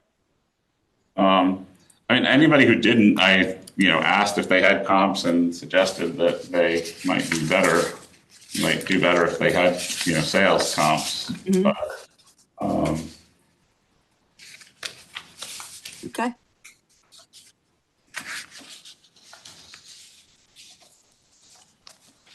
it's just that maybe I think some people didn't understand like what he calls comps. He has a title page called comps, but they're not sales comps. They're Well, he's starting with assessed value rather than market value. Right. That's his first problem.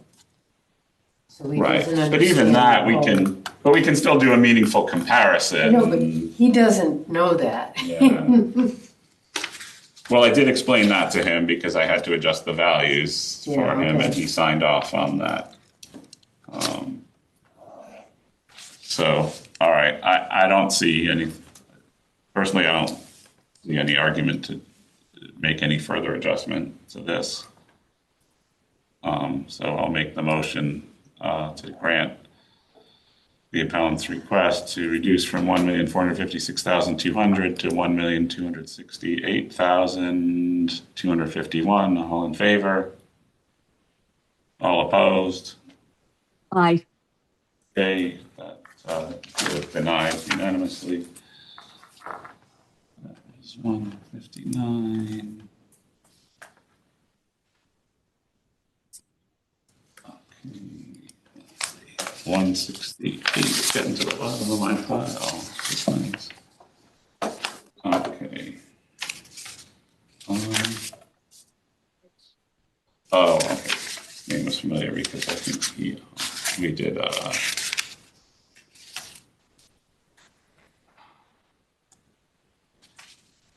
okay, yeah, I think we did a rental property that he owns. Okay, so this is Appeal 168. The address is 509 Shrub Oak Lane. The owners are Ron Yarone and Honey Heller. The town placed a value of $1,254,500. And they are asking for a reduction to $1,095,000. And they have both. They did bring 2 comps. They also had concerns about the condition of their home. They said that, the home needs significant updates and repairs. They wanted to build a pool, but they're unable to due to wetlands. This modern contemporary style they feel is just not desirable these days. I don't know if our real estate friends agree or not. Or not. Well, it depends how, I look at the picture of it, but contemporary is not, I wouldn't call this a contemporary home. I'd call it, no, I don't think that's contemporary. They call it a modern contemporary, but I don't know exactly what that is. It's like, It'd be like some of the wacko weird stuff you see out in the woods. This is, to me, this looks like a colonial. Unless it's the wrong picture. No, It's no, just it does happened look- before. You're right, like on the. Yeah. Yeah, it does look. he's saying, I mean, it's not attractive, but he's saying that the style does not sell as well as a traditional colonial would Well- sell, which is probably true. yeah, I think it's true. It's certainly not what I would call attractive. He did present 2 comps, and he did reference a comparison to the square footage of the comps, but the first one is 66 Adams Road. That sold for $915,000 on December 2nd of 25. 916? 915. It's a little bit older home. His home was built in 1983. Actually, I didn't give all the details on this because it's going to matter. Because the comps are, I don't think the comps are great regardless of neighborhood. His home was built in 1983, is 4,776 square feet, 5 bedrooms, 4 baths. The comps he provided are in different neighborhoods. They are older, they're 1960s homes, and they're both around 2,700 square feet. 66 Adams Road, which sold for $915,000 on December 2nd of 25. And then 200 Joan Drive, which sold for $815,000 on November 20th of 25. So, I don't think either of them are Well, particular. Adams Road is in the university area and it's on a 1/4 acre of land. So I would say no. Right. But Joan, we've used that before, another other appeals. I know one of the appeals I had, a couple of them had that for a comp. I don't remember. I have to look it up again because I don't remember about it, but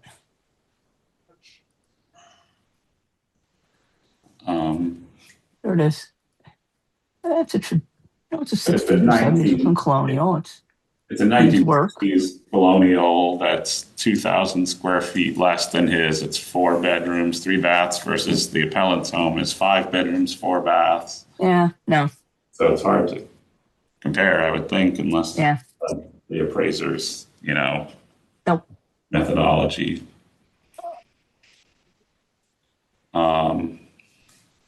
And I believe I looked, I didn't find anything else on Shrub Oak. There were 2 sales. Were there? Oh, Yeah. maybe. I thought I had looked.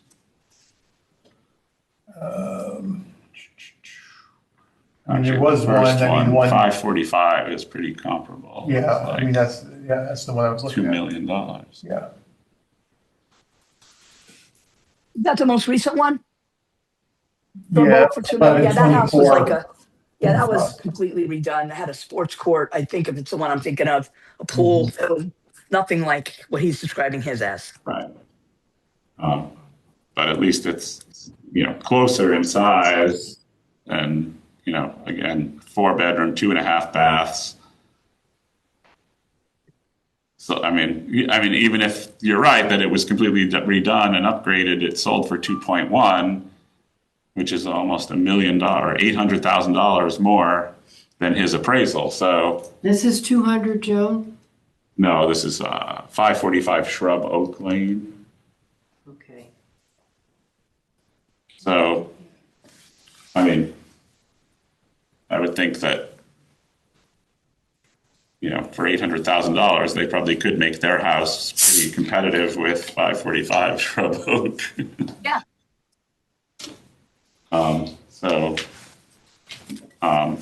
Yeah, unless somebody else has some compelling argument or additional information, I'm going to suggest that we decline this appeal. Anyone? Going once, twice, 3 times? Okay, I'll make the motion to grant the appellant's appeal and reduce the amount from $1,254,500 to $1,095,000. All in favor? All opposed? Aye. Okay, the appeal is denied unanimously. 6, 8, and I think I'm on my last one. That catches me up from the last few days. So this is appeal 653. What'd you say? 653.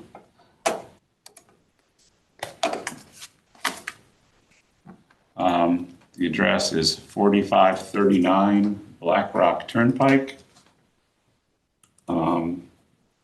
The property owners, it's very hard to pronounce, Zhang Chen and Dongmei Li.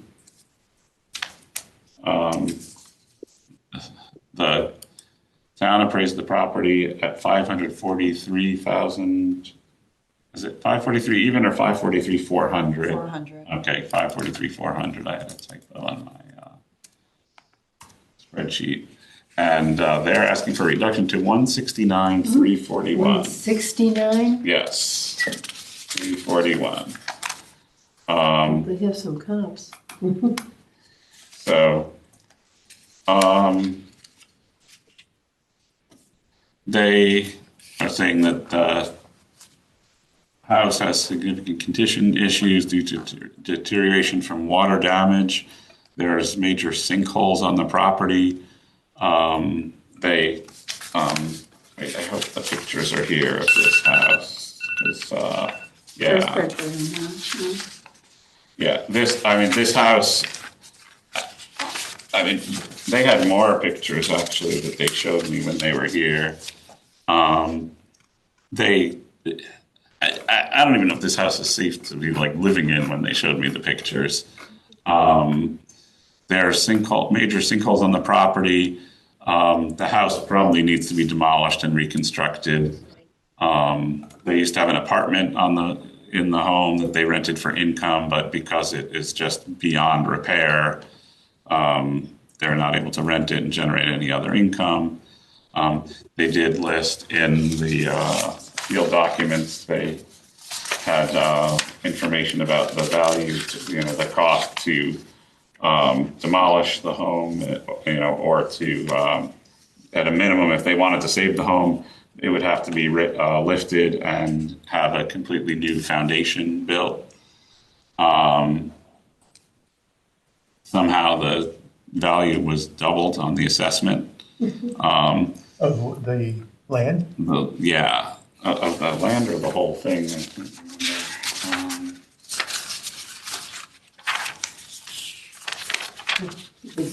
His write-up says the land value has increased 170. Okay, that's what it was. But I think overall, it doubled.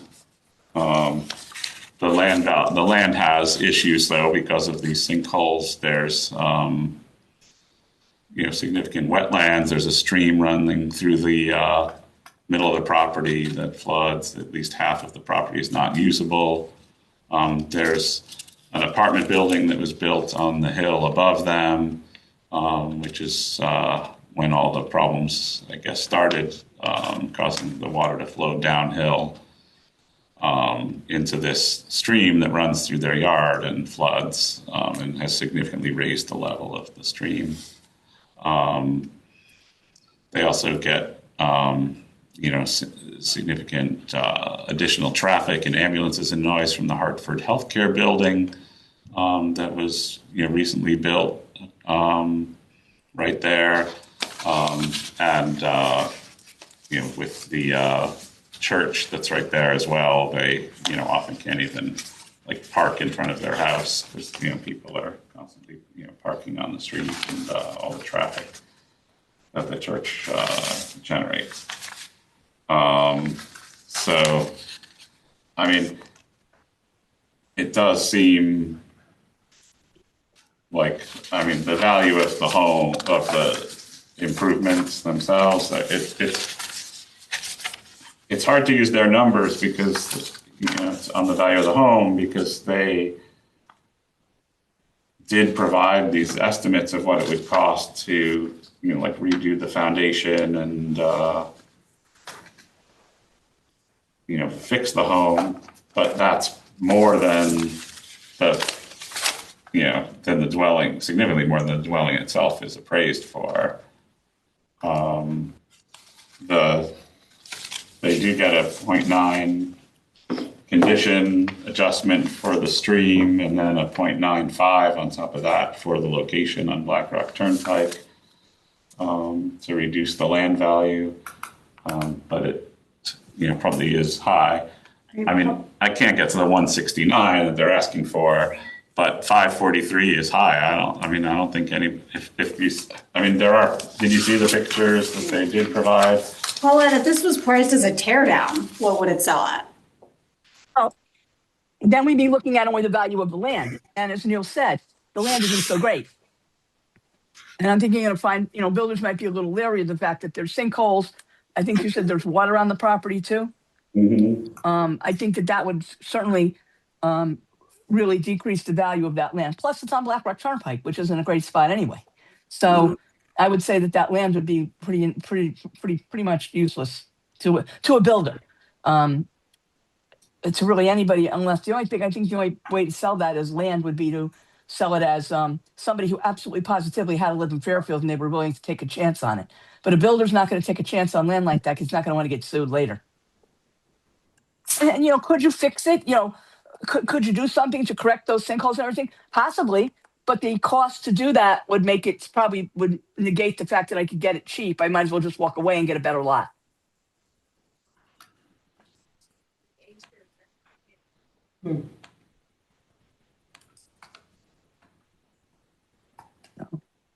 I'm having trouble seeing. What's the land value on that? Currently, it's at 484. It was 233,900. Now, in this case, I know nobody will agree with me, but in this case, I would say that this is land that is not going to go up in value. unless you correct the issues that are on it. And if they continue to get worse, it would decrease in value. So I don't see a reason to increase this property value based on what it is. I'd leave it alone. I can agree with that. Last year. Yeah, I mean, and the house, I mean, I wish that there were additional pictures. I think they didn't get scanned in. Like, I mean, they literally, like, most of the doors in the house can't even close because that's why part of the reason they can't rent the apartment, because the whole foundation has crumbled and sank because of the water. So everything is so crooked that, like, you literally cannot close, like, the doors to the bedrooms and Right. stuff. They showed me, like, things are tilted at like a 10 or 15 degree angle. Like, you can't put a ball on the floor. It will roll across. Yeah. I mean, I have no problem leaving this. And I know, like, people say, my God, well, it had to go up. Not every property goes up. And I think this is a perfect example of one that didn't. I think the last one we were talking about was from a sale from 2004. Like this, if we're just saying from 5 years ago, the land, I'm happy saying the land didn't increase from 5 years ago, especially. I'm saying that. Yeah, I'm saying that. Yeah. No, I agree with you. I was just pointing out that before. Oh, yeah. Yep. 2004 we were talking about. No, I could get behind the idea that maybe this property and house has not increased in value at all since the last reval. If anything, maybe it's gone down as the home's deteriorated further and the property has had more damage. The last reval was how much? It comes out, it was assessed at 252,200, which comes out to 360,300 as an appraisal. Did I do that right? Yeah, it was 360,300. The land was 233,900. Yep.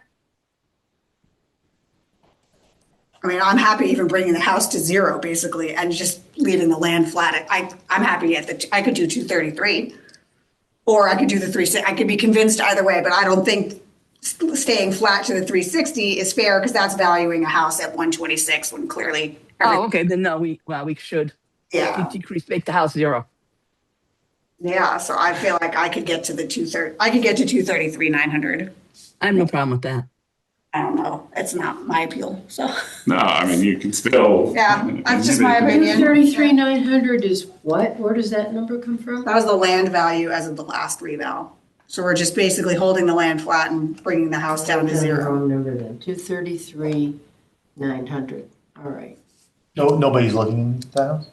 No, they live there. I don't know how, honestly. When I saw the pictures, they have no choice, I guess, as how they're living there. And they have a vacant apartment that, again, if you saw the pictures, you'd understand nobody would rent that. Yeah. So, I don't know, maybe we'd round it up to like 250 and. I'm fine with that. So current land value is at 484, but it was basically 234 in the last reval. It hasn't gone up in value. There is a house, just to say the property next door, well, I shouldn't say next door, I don't know how close it is, but it is a bigger piece of land, and I mean, it's an acre bigger. It's, the land's valued at 690,800. So, I mean, there's obviously a different unit calculation for that, but it has all the same Sinkholes? conditions and stuff like that, right? I mean, I can't say that with sinkholes. Right. Something like that, but, Well, the question does that bring, is, I mean, well, seems like we're then we're bringing that value down lower than what's really, I mean, in my opinion, lower than, if we go with the 233,900.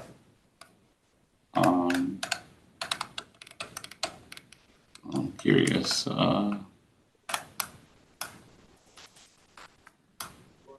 What's the address of the other? That's 873 Black Rock Turnpike. Yeah, they don't have the street. The stream kind of like dips down and No, runs through this I mean, property. I'm saying it's on the card.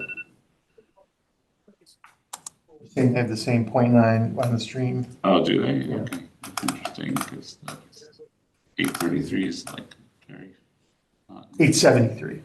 873. Let's see. No, that can't be the right address though. That's not, it's 487. Let me actually, Oh, that would make more sense. yeah, hold on a second. I know I had that.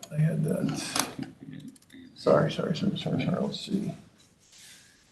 Pick something on this same. Right. It was, Right, but, it's very possible that 4, is also, 4601, sorry, 4601. 4601 Black Rock? Is that right? Yeah, I'm just saying it has the same, stream, wetlands, location, .9. right, so maybe they're overvalued too. Yeah, that's got the stream running literally through the middle of the property. And I mean, that was a 22 sale for 729, so.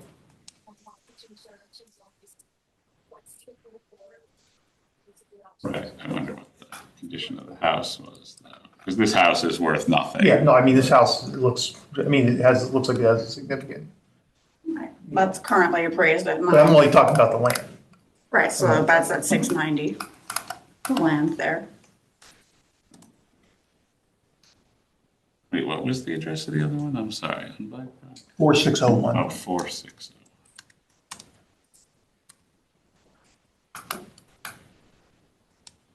Oh yeah, this one, the dwelling is worth a lot more. So Yeah, the but land this is is at just talking about the- 690. And it's, it's a lot bigger. Right. So.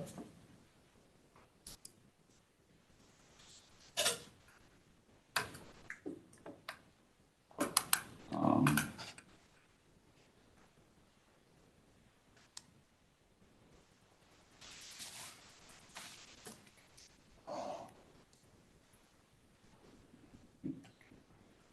um, I don't know. I mean, are you comfortable with the Yeah, it's just bring 250 this. is low, but just these people are living the nightmare they have there. So, all right, I'll make the motion to grant in part, reducing the appraisal from 543,400 to $250,000. All in favor? Aye. Opposed? I'm opposed. Okay. 4-1. Okay, I'm done. All right, can we just take a quick Oh my break God, here? that's how long that was, but I got through a lot. All right. Well, we're gonna take a quick break, all right? Okay. All right, thanks.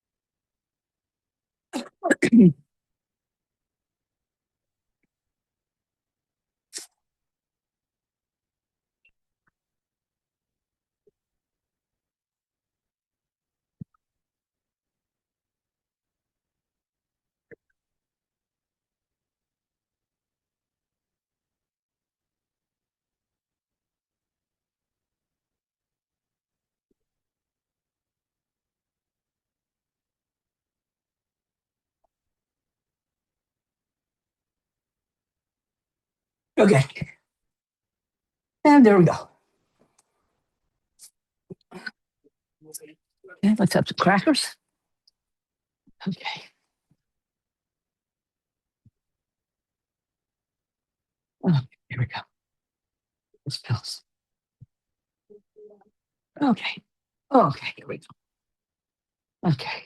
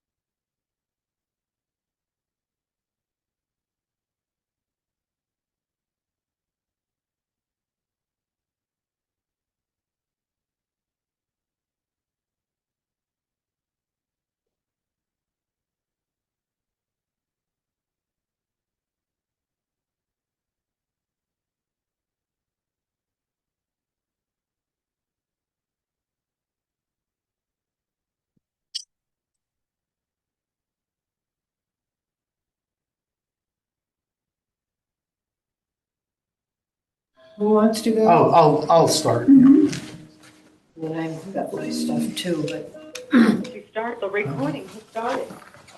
All right. Paulette, we're back. Okay, I'm back. All right, great, thanks. Yep. Okay, so, next appeal is number 847. This property address is 110 Oakwood Drive. And the appellants are Huang Zhu, HONGXU, and then Shi Chan, Tang, TANG. All right, the town has valued this property at $1,201,000, and they're asking for a reduction to $1,050,000.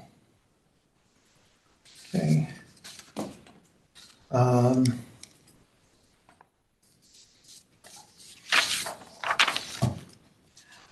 There was a sale that they wanted to use as a comp. They did have, actually, I think maybe I had the other comps.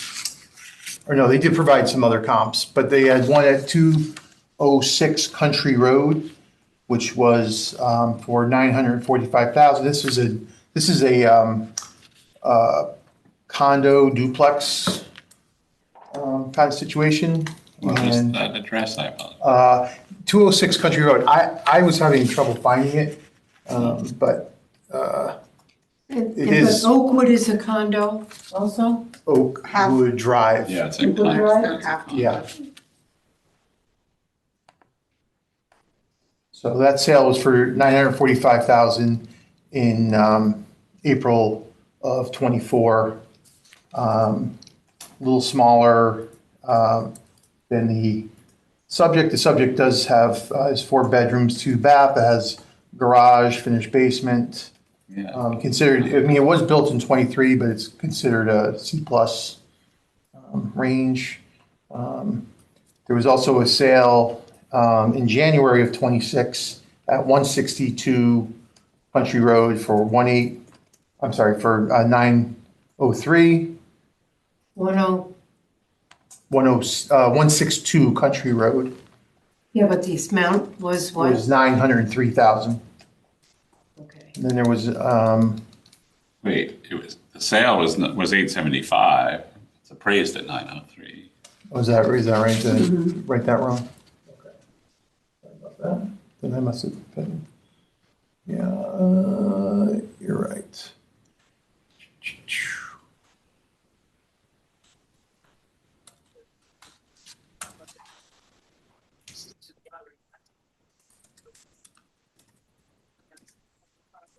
All right, so yeah, they did provide, they had 206 Country Road, 111424, I said that one, 945. There was 148 Roseville, 101025, that was 903,000. What was that address? I'm sorry. 148 Roseville.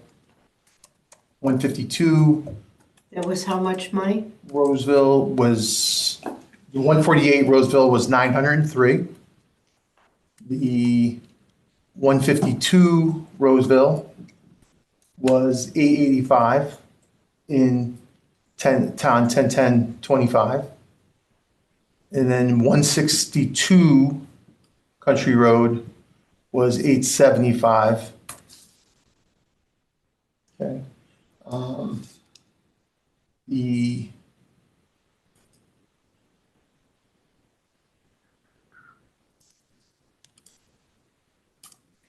both Roseville properties had conditions on them. Now I know that doesn't affect the land, but the traffic there was something off there for traffic. So are these all condos? They're all the duplexes, yeah. Yeah, they're all Duplexes or condos? Well, it says condo. I mean, it does say condos, but they were calling it a duplex. half duplex, that's what they say, condo, half duplex. These were all considered, I don't know what that means. They're like two-family probably, right? right. Like with a duplex on each Like side. this is a picture here of, Yeah, yeah. the term condo just doesn't apply. But they call it Condos. condo because that's like a legal designation probably. I think that's the correct term. So, they were, they were looking at the square footage calculation, okay? And, let's see, what else do I have here?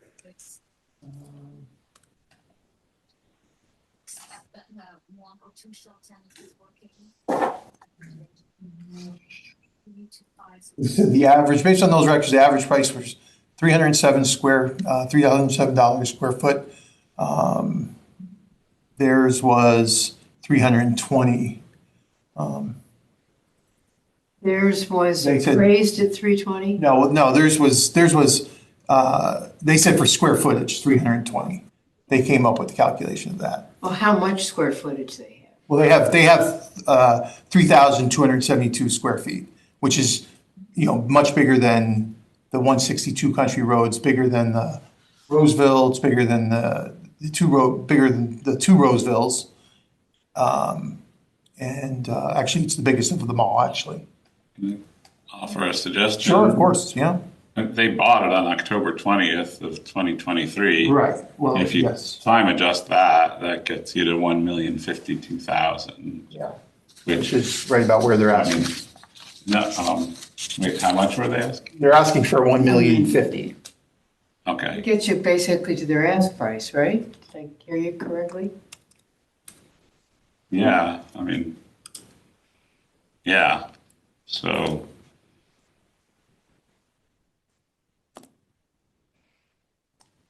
because the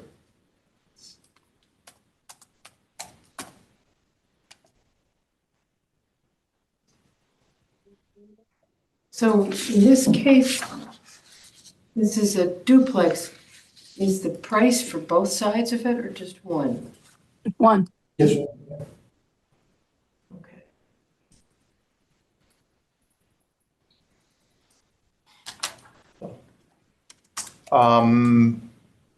Paulette, I mean, I don't believe the Roseville, I mean, just the location for the Oakwood, forget where I had that information, but, I mean, how do you compare like the Country Road and the Roseville compared to Oakwood? Let me see now. Oakwood. Country, Oakwood. Oakwood kind of sits there. I would say that it's more like Roseville than Country as far as location and desirability. Country Road is more desirable, although it may not be after they finish building that complex. But for right now, it is. It's closer to the university side of town than Oakwood, and because Oakwood comes out, you can come out on Tungus Hill Cutoff. If you go in there, maybe, if you go in that street and turn around to make a turn, you're really at Tungus Hill. So it's not that far from Roseville. I think it's more like Roseville. But it's bigger. So Roseville's relatively new. And they're 2,900, well, above grade, 2,900 square feet. 4 bedrooms, 2.5 baths. Nice condition. And that closed in 10 of 25 for 903,000. One closed for same date for 885,000. Oakwood is a little bit nicer, not much, but a little bit nicer. 162 Country Road is weird. That doesn't seem to exist. It's, yeah. The two, which one couldn't you find? Because I couldn't find one of them either. Somehow I found. You couldn't find it on a map? Or? I found it. Country Road is there. Wait a minute, let me see. Yeah, I found it. 162 Country Have it Road. up. I couldn't find no, I can't find a field There car. it is, 162 Country Road, yep. I'm sorry, 206. I'm sorry, 206 Country Road. I can't find a field car. I didn't see that. I couldn't find it There's either. one on I Country think I Road. just used Wait a it. minute, though. There's one on Country Road. They're saying it's a condominium, but this doesn't look like a duplex to me, unless I'm missing it. Says it's half a duplex. It looks like a single family house, but I guess it's not. Oh, I see. It's connected on the side. Okay. So does anybody, if anybody doesn't have anything, I'm going to make the recommendation that we accept their asking price. All right, so all in favor, did anyone have anything? Okay, so all in favor of granting the appellant's request, reducing their value from $1,201,000 down to $1,050,000, say aye or raise your hand. Aye. You agreed, Paulette? Yes, Yes, okay, thank you. you're welcome.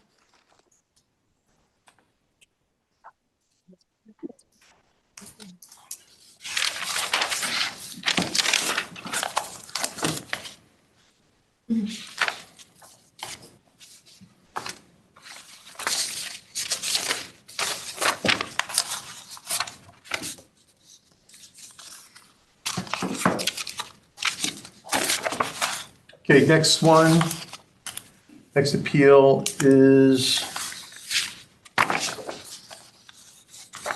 number 906. 906 is 108 Overlook Avenue. The owner is Ashley Trevino, Trivino.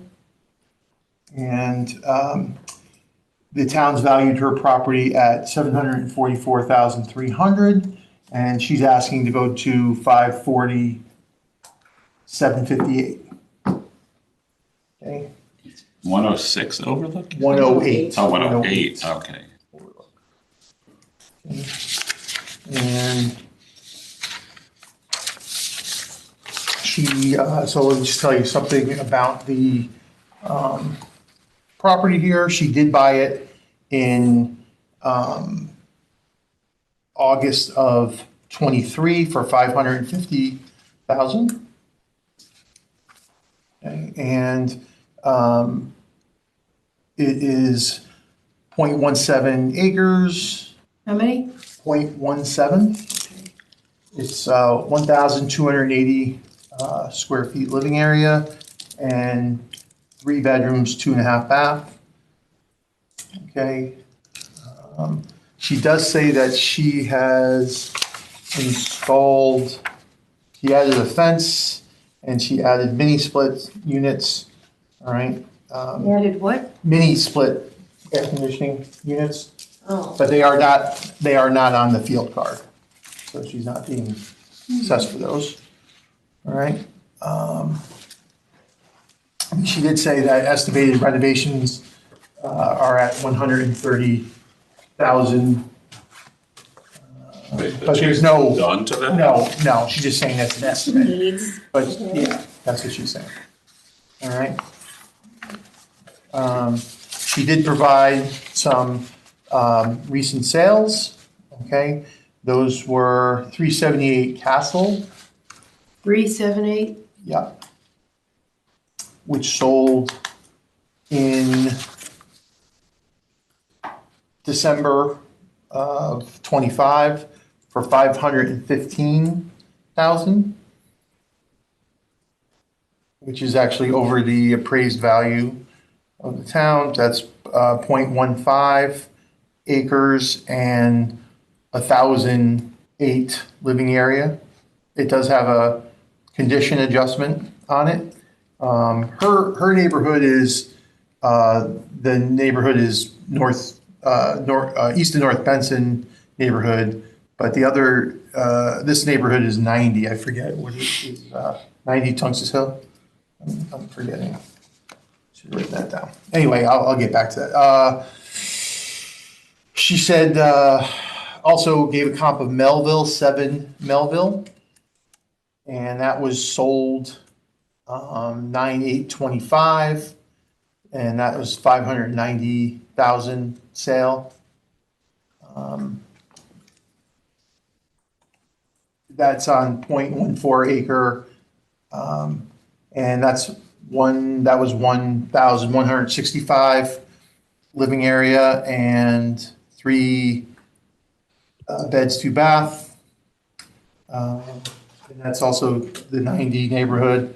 449 High Street was sold on 9/6/25. That's sold for 575. It was an unqualified sale. That's 0.15 acres, 3 beds, 2 baths, 1,248 square feet. That is same neighborhood code. And then 299 Marlboro, which sold on 10/29/25 for 546. And that's 0.17, and that's 2 beds, 1 bath, 1.5 bath, I should say. Sold for 926, you said? No, that sold for 546. 546. Definitely misheard that. And that also has a 0.95 on it. So that was, and that's neighborhood 90. So just quickly here.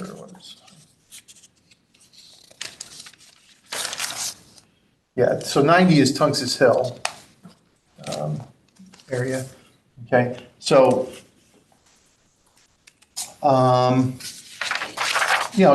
she hasn't done anything. I mean, she was saying just that she's a single mom. She did provide the comps with, just just analysis of these comparables, price per square foot. And I don't know, she did give, what's hers? I don't know why she has half a duplex, something here about that. I don't know what that means right there. So, I mean, her sale price was $550 in 2023. So what would that be if we adjusted that? 623,475. 475? 623,475.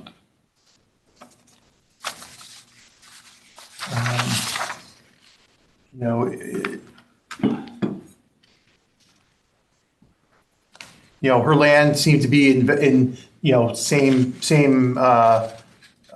range as the land that is in the other east of North Benson neighborhood. I don't know. I would feel comfortable going to that, 623,475. But anyone has something else that they want to add here. I just want to add that she's, again, due to the assessor not even knowing where any streets in Fairfield are, he put this in the wrong neighborhood. This is in Tungus Hill. It is not east of North Benson. If you look at the map, it's definitely Tungus Hill. So the land value, the factor that he uses to multiply is off. So that's, I'm not looking at her land right now because I'm over in Vision Appraisal looking at the numbers for Tungus Hill versus east of North Benson. But she's in completely the wrong neighborhood, and it affects the value of her land. I guess. I'm not. You're obviously, much more knowledgeable about that stuff. But at some point, like somebody's got to be in one neighborhood and somebody's got to be in another neighborhood. So That's true. if you're on the edge. You're on the edge. I mean, She's not on the edge though, Peter. She is in Tungus Hill. I mean, her neighborhood is. She's not that far from Castle Avenue, which is in Tungus Hill. What do they say she's in? They say she's in North Benson. I mean, how far east are we going? We going to Europe, or are we just going slightly? You can only go so far with east of North Benson. Yeah, I mean, she's almost Black Rock. Do they go all the way to Black Rock Turnpike for east of North Benson? I don't know where they go. I just know that when I look at the map, the closest place to that house is Tungus Hill, not east of North Benson. If he knew where the streets were, he might get it right. But since he doesn't know where one is, except for the one he goes to work in, I don't know that he knows I don't think he understands what this does to people's value, nor does he care.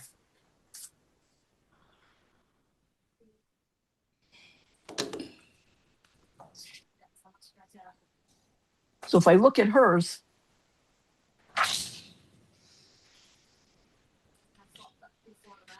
Melville, I don't know.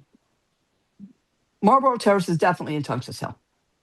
There's no doubt about that. And that's one of her comps. But I'm just saying, I mean, I just don't think that people should be overtaxed because the assessor doesn't understand or doesn't seem to notice where things are. Because instead of a factor of 1.6, when he multiplies the land value, excuse me, he'd be looking at a value of 1.2, a number of 1.2, which would change it considerably. Well, I shouldn't say considerably. It'll change it. I didn't do the numbers, so I can't say considerably. So she wants to go back to what she was originally when she bought it. Page 5. What did I say? Yeah, she wants to go back to what she bought in 23. Okay, but if we don't look at 23 and we look at her comps in 25, which is more relevant, is she saying that things are less money than hers that match it? Because if that's the case, then that's what we should be looking at. Well, she gave comps of sales of 515, 590, 575, and 546. Yep, I see that. Okay. But are they all good comps for overlay? The streets are. I mean, the furthest one away is High Street, and that's one of the more expensive. So I'll just leave it in. I'm not going to take it out. Excuse me, but the others are, those are decent comps. Marlboro Terrace, even Melville. Melville, Southern Melville Ave. Yeah, that would be more Tungus Hill, that part of Melville, and Castle Avenue. Those are all in Tungus Hill.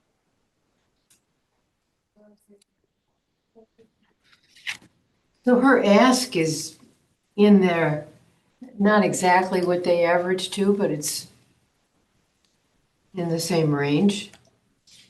Mm-hmm.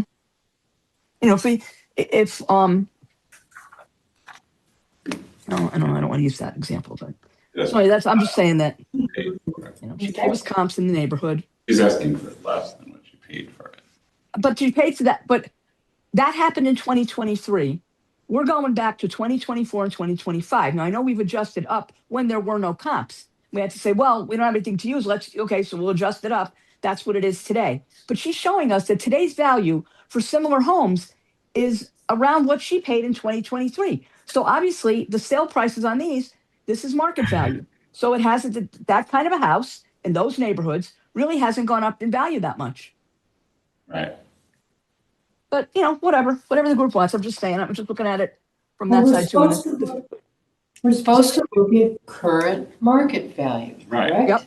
Yep. But the argument I'm making is 3 of her comps aren't actually in the neighborhood. So she's being, maybe you're right that it's not being valued. I mean, but High Street is a better, High Street, which was an unqualified sale. I'm just going to say. Do we know why? Well, I don't know, but We know. And I might as well bring this up now because I was going to say it later. I had an issue with unqualified sale when I was working on mine yesterday. And so I called the assessor's office and asked him why it was. I called the listing agent. They had no idea why it could have been unqualified. Nobody knew anybody. No, it wasn't a short sale. Wasn't an estate. Wasn't any of the things that normally make it an unqualified sale. So I asked the assessor's office. And what they told me was they looked online and the house had improvements that were not on the field card. And so because the assessor didn't see them on the field card, he calls the sale unqualified. That is not an unqualified sale. That's his idea of what an unqualified sale is. It's not unqualified. That's his way of punishing them for not getting a permit, which he has no right to do. So when he says unqualified, unless we know why and it's obvious, I can't consider it an unqualified sale. I can't trust him. Yeah. I mean, I don't know why. Why would he say it's unqualified versus just like go out and look at the place then, if that's the case, right? Yeah. Well, I guess, but maybe because it's on the market. I don't know. Why wouldn't he? Why didn't he just call them up and say, well, I guess they don't really have to let him in, but I guess, but see, the problem is that they get penalized when they sell it because no attorney is going to let them let their buyer close on a house without permits and COs. So they're going to have to pay to go get them anyway. So yes, they got away with not paying taxes for whatever, how many years it was, which isn't fair, but it happens. But he has no right to just label it unqualified and then say, well, then we're saying, well, we shouldn't use it. But anyway, Well, High it Street was doesn't it. matter because it's a better neighborhood. High Street is part of High Street, I guess I would have to say, is in the east of North Benson, but the rest of them aren't. So my problem is the land value because she's not in that neighborhood. If it were up to me, that's just my opinion, you do what you want. If it were up to me, I would take the land and value it at the right number and then reduce the assessment by that, the appraisal by that much. Because he does this all the time and it can't go on. What is the neighborhood adjustment for Tungus Hill? 1.2.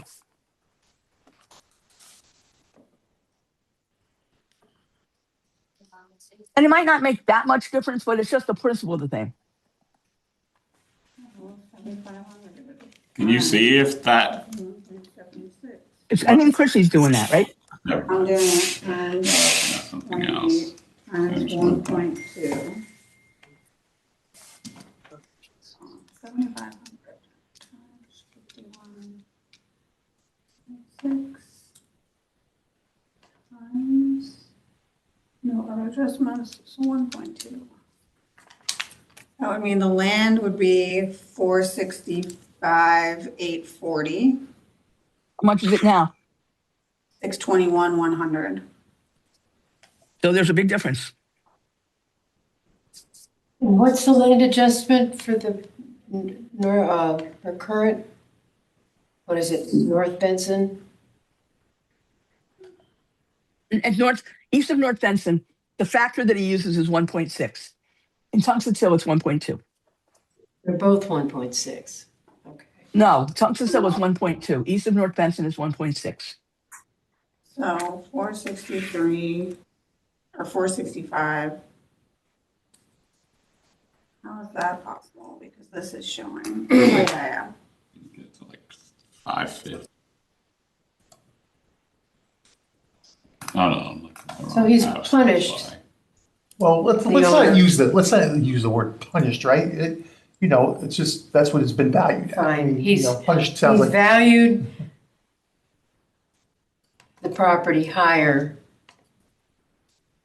because he used the The incorrect neighborhood. North Bend, yeah, the incorrect That's just- category, How it's classified. overvalued, in our opinion. and, right, like,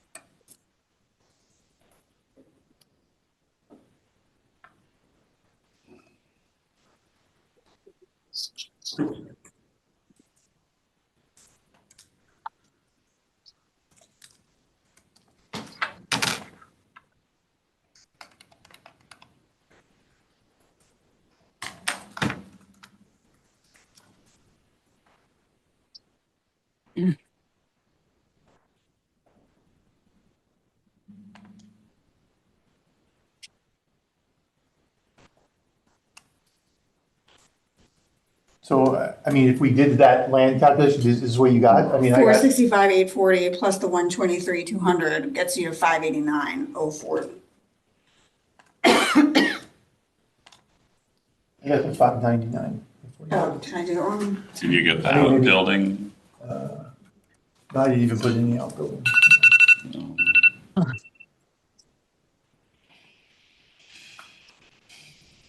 I mean, it must include the outbuilding, so I'm just looking at the property card. Gotcha. I have total improvements of 123,200. Yeah, that's what. 123? Did I do the math wrong? I don't know, 123,200 plus 465,840 is 589,040.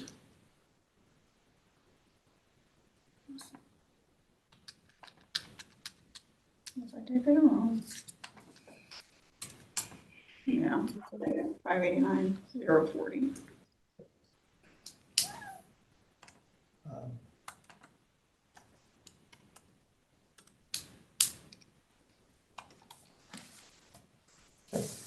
I'll make a motion for that. I don't think I'm going to support it at that level, but, so I make a motion to grant the appellant's value from $744,300 and to grant in part to $589,040, is that? what you Yeah. said? Okay. I'm sorry, I just want to double check one more thing.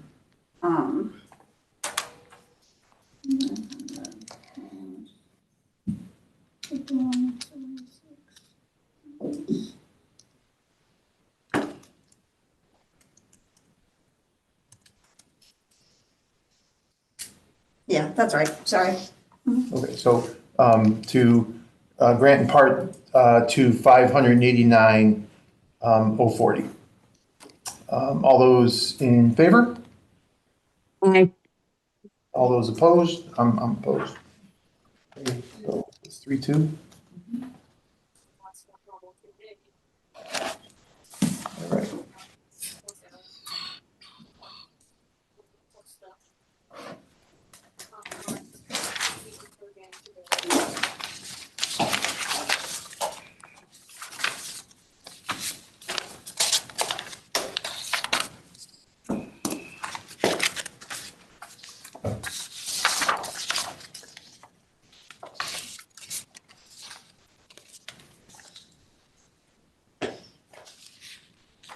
Okay, next appeal is number 835.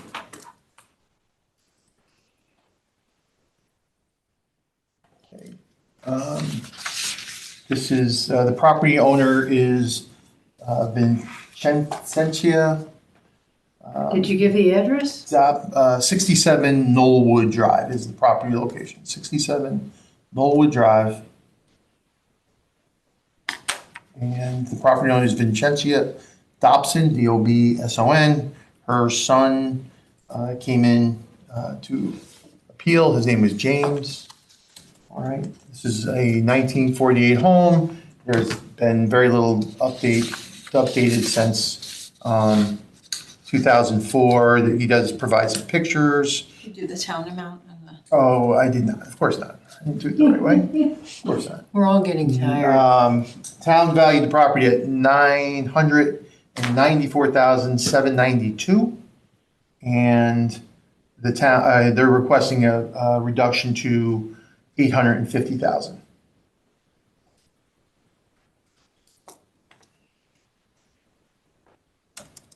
Okay, all right. He did provide one comp on, he wanted to use 88 Knollwood, but let me just go talk about the subject property, all right? So it's on .48 acres, it's 1,847 square feet of living area. It's got 3 beds, one and a half bath. It does have that land adjustment, the WDS, which I guess stands for like University Woods, something like that. Wooded area of the university section, all right? So, I mean, he did provide pictures in there. I mean, it is, a very dated home.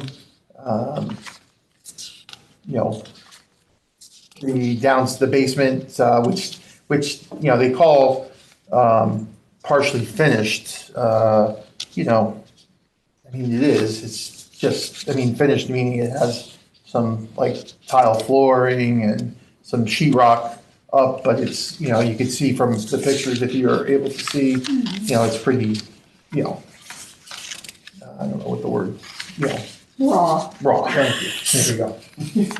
All right. So he said he provided 88 Knollwood as a comp.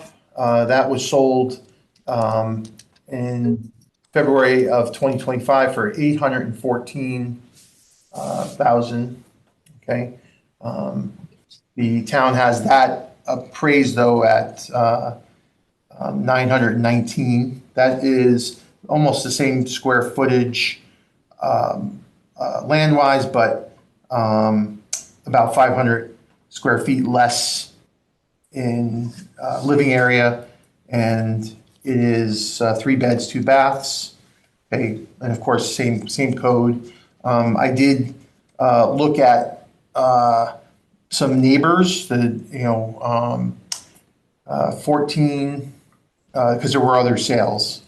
14 Knollwood sold 5,525, and that was 993,945. Much smaller, well, I shouldn't say much smaller, it's 0.28 acres, a little bit bigger living area, 2,142, 3 beds, 2 baths. Again, similar coding of the WDS, and then Could you go back to the 88 Sure. Knollwood and what the sale was? 88 Knollwood was on February of 25 for 814. Okay, thank you. Okay. So number 14 Knollwood was 5525 for 993, 945. And then there was, again, just an unqualified sale, but on 11425 at 241 Knollwood. And then 241. actually it had sold again, actually. So actually it sold in 6/11. All right, it sold 6/11/24 for 765,000. And then it sold again in 25, January of 25 for, I don't even know what this, if it showed a sale price. It did. It didn't, because it was within the family, Yeah. but the 24 Right. sale was a Right. qualified sale. Yeah. So that's on 0.32 acres, 1,700, just over 1,700 square feet. Living area, 3 beds, 2 baths. Okay. And so then I just also took a look quickly at the neighbors just to kind of get an idea. So I looked at number 47, which, and these are just the appraised 47 Knollwood. Knollwood, right? And they're not sales, they're just the appraisal amounts of 844, 393, and number 85, 841, 464. Is that right? Am I looking at I think I'm looking at those are the land values. Sorry, those are the land values on those two properties, because their land value is at 856,092. The dwelling's valued at 136,700, and that's where I feel like the discrepancy is here. There should be some adjustment. The home, compared to the other homes, I mean, like the 88 Knollwood is at 78,400 for the dwelling. The 241 does have a little bit of update, has been updated. So anyway, I could see making an adjustment there for the, it just seems to me that the values of the land are coming in fairly close to what their land is, even with the sales, if you use the sales. So I would, entertain some kind of adjustment for the dwelling being as high as it is, because it does look pretty worn, let's just put it that way. So, anybody have? I mean, I took the comps and I just threw them into my spreadsheet to time adjust them, and that averages out time adjusted to 896. And then if you take something off for the condition, you're not that far from what they're asking for. What are the conditions that There's photos. There's lots of photos of just on.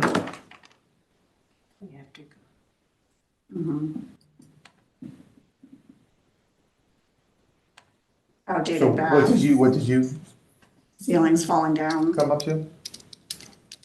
unfinished. I just averaged the comps, I time adjusted the comps and averaged them, and I get to 896. So then if you take something off for the condition, I don't know how much, but I mean, you're not that far from this ask of Comps 850. average 890, I agree. did you say?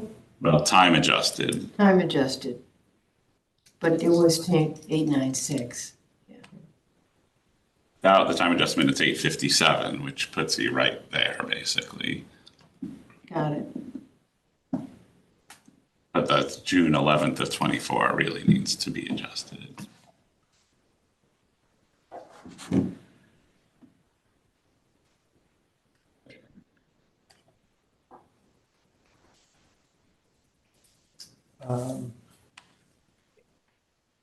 All right, well, I'm gonna make the motion to grant it. And I think I'm gonna make the motion to grant it.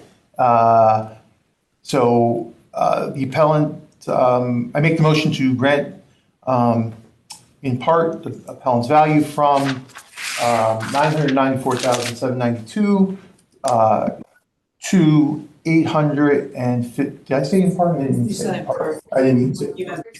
Yeah, so, to grant the appellant's, asking price from 994,792 to 850,000. Okay, all those in favor? Aye. Okay, opposed? I'm opposed.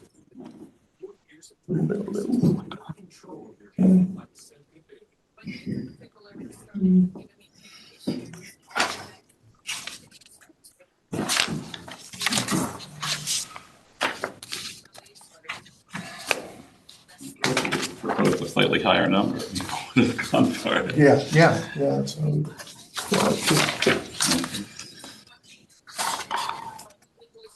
I mean, I just look at what the land is around them, and I say, Right. the house, anyway, doesn't matter, we did it. Yeah. So the next appeal is number 478. This is 119 Andrassy Avenue.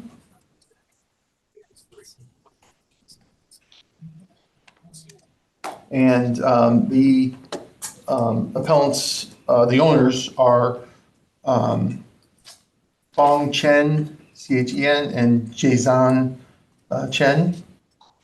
And this, the town's valued this property at $1,013,100, and they have modified their requested value to $765,000.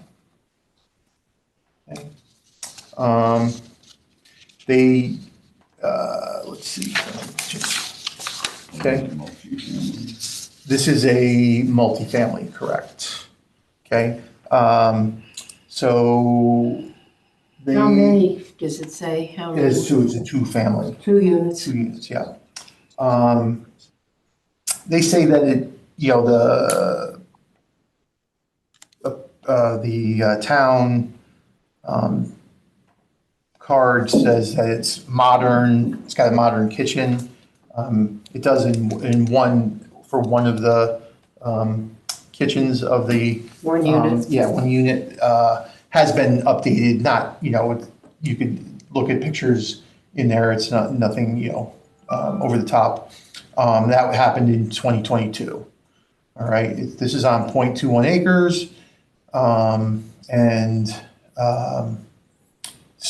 Overall it has 6 bedrooms, 2 baths, 2 half baths, 2,592. All right, and it's got a C grade. They do have an appraisal that was from 10/1/25. There's 68 Ardmore, and that was 8/21/25 for $751,000. It is an unqualified sale, and the appraisal actually of that is less than that 751. And 221 Hunyadi, all right, was sold. Actually, in the appraisal, they only had this 1017 sale, 1017 of 24, which was for 750. Then it went again for 765 in December of 25. And then there's 96 Kenwood. And that was, I don't even know what that price was, to tell you the truth. Sorry. I have to look at that. 826, was sold on 826.25. I don't have the sale price there, but the town has that valued at 761,200.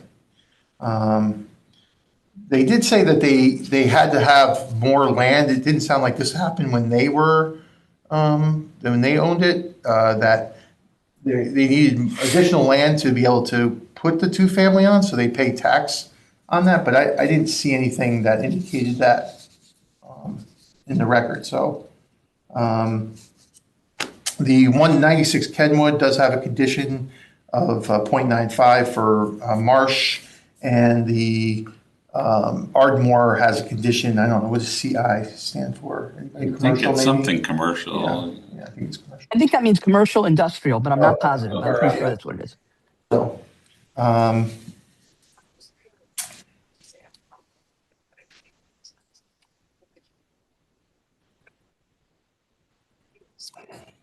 so I don't know. It seems like they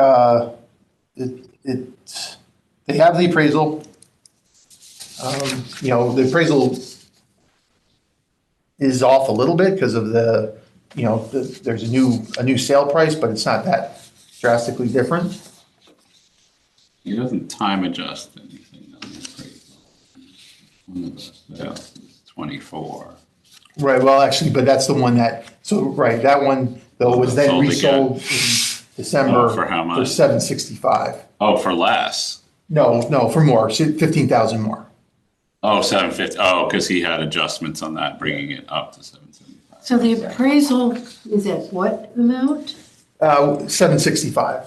765? Just on that Hunyadi Avenue one, right? On the No, I think subject- the appraisal of that was provided. Oh, The he subject says, property is 765. he says the Yes. fair market value is Which is what he's 765. Yeah. Yes. Okay.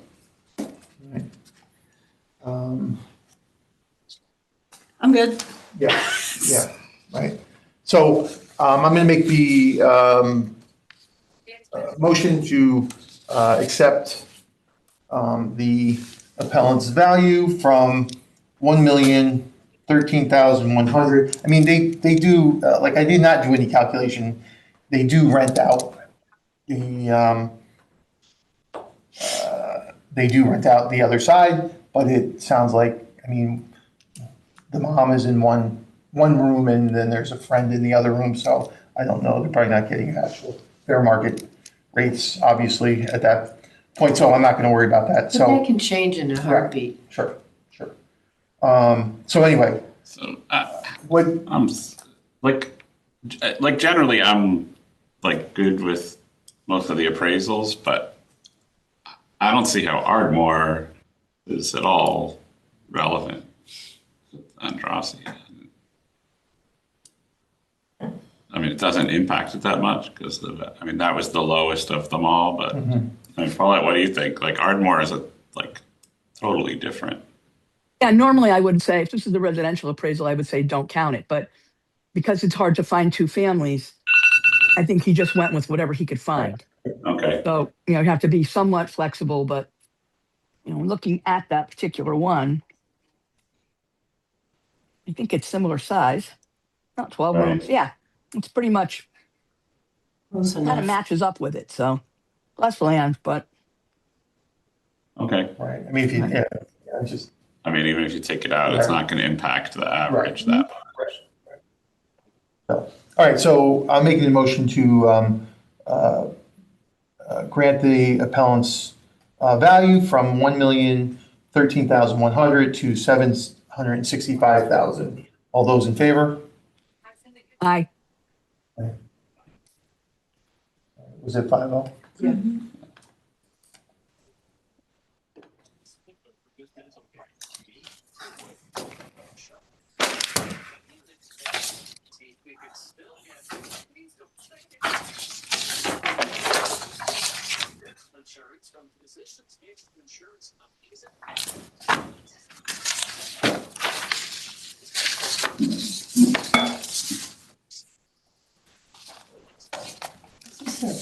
All right, These feel are like- done, yeah.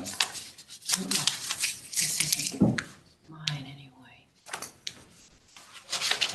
okay, so the next appeal is number 443. I would check we to see do if it's that, been though? done. I don't think we did it. Have This is Stephanie the check, done let part. Stephanie check and see if it's been done, because I don't want to put it here if something Wait, still is what? going to be looking for This it. is Fine. one that you did? We're not sure if it's We been don't know done. what the status. I found it in my file and I'm I not. gave you one the other day that, did you remember, did it say LO on the top right? No. No, okay, so. I don't know what. All right, Okay. just- yeah, if you would just check, Where that one thanks. came from. All right, so this is number 443. It's 1735. What? 443 is the appeal. And then 1735 Post Road LLC, oh, I'm sorry, 1735 Post Road LLC is the owner, I was gonna say. I is thought the it was owner. But the Right. address is So- 1735. No, No, it's no, 240 no, Sunny no. Ridge Avenue. So, What's the yeah, address? the address is 240 Sunny Ridge Avenue, and it's unit number 93.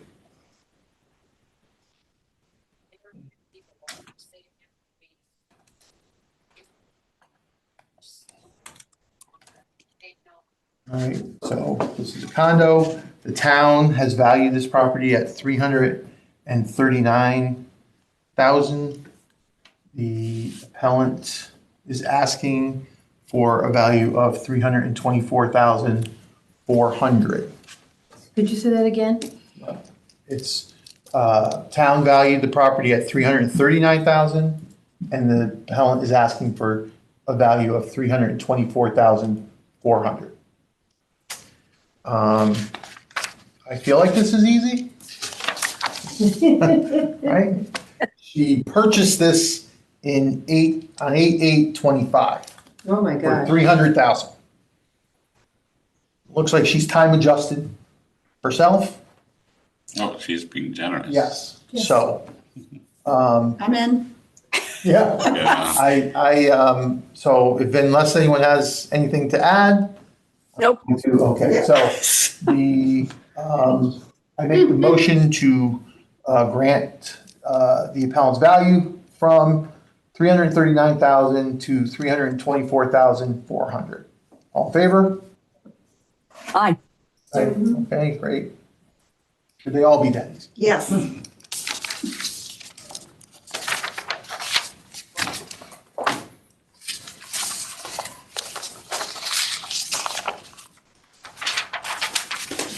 Okay. All right. My next one is number 202, appeal number 202, and that is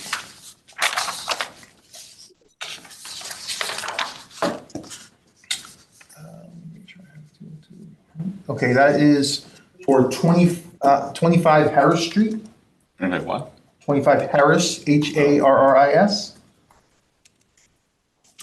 2 hours? 2 Rs. And the property owner is Bart Stanko, Stanco, trustee. And this was someone represented the appellant. Came from Wisconsin to represent here. I had a bunch of them. I had about 10 in one night. Hopefully he had From the another first. reason to come all this way. Well, they did have From about, Wisconsin, it's a good enough reason in this time of year. My daughter is there. Not pleasant. good point. No, not that my daughter is there, but that the weather is still No, terrible. no, he meant the weather. So anyway, town valued this property at $562,100. And the appellants are asking for a value of $425,425. 425, 425. $425,425. All right. That's cute. So they're saying that value exceeds the actual market value, the assessor's value exceeds the actual market value. So this property, So we can go in that pile. so 0.11 acres, it's 1,000, I think 4 or 9, can't read my handwriting, living area, and it's 4 bedrooms, 2 baths. Okay, they provided 3 comps. 48 Rena Place, which sold in April 29th, 24 for $495,000. It was an unqualified sale. 0.11, slightly bigger living area at 1047, just 2 bedrooms, 1 bath. That is in the 86 neighborhood. I'm not sure where that is. I have to look. Strathfield. Where's that? I think it's in North Strathfield. North Strathfield. Okay, thanks. Mhm. Then 8 Brookfield, which was not a sale, just they were using it as a comp. All right, that's 0.35 acres, 1,052 living area. That's a 2 bedroom, 1 bath. That is currently appraised at 564, 100. Rena Place, by the way, is currently appraised at 466, although I said that there was a sale there. And then, and the last one here they gave is 111 Melville, which also not a sale, but for 543, 600 is it what it's being appraised for right now. And then this is on 0.27 acres and 1,140 square feet, and 3 bedrooms, 1 bath, 1 bed, 1 and a half bath. So, and then there is a 0.9 condition on this. I'm so confused. This little spreadsheet. I'm they so confused by it. gave- So this is like the same packet, I guess, that they used for multiple Oh, properties. Yes, okay, they so do. there's comps there that That's don't correct. pertain to Yes, them. yes. Because I'm like, these don't belong here. Yeah. So they Okay. have Rena Place, Brookfield, and Melville are the ones for Fine. this particular appeal. Yeah. Although they do have sales. Why didn't I find the sale? Why did I apologize about that? Because I thought I These are older did stuff. not see the. Like, what is this company that did this? They're not an appraiser, it looks like. No, I don't believe they are. No, they're probably just, there's companies out there, they form little companies and they'll go on, they'll do your tax appeals. They Yeah. have no idea what they're doing. They don't know the area. Right. And they Not one of take those a comps is in that percentage or neighborhood, by the something. way. Yes, two. What? Not one of those comps is anywhere close to that street. Yeah, well, that's why I was going to say too. I didn't think those comps seemed. Wait, of the 3 that we just talked about? Right. Hold on 1 second. Was this one of those companies that like takes a cut of what they save you or something? Yeah, yep. That's my guess. Illegal. And if I'm not mistaken, I know where Harris Street is, and I'm thinking that, and I could be wrong, I think there might be some commercial properties that abut that street. It's I off don't know of if it has an Longview. impact on that house, but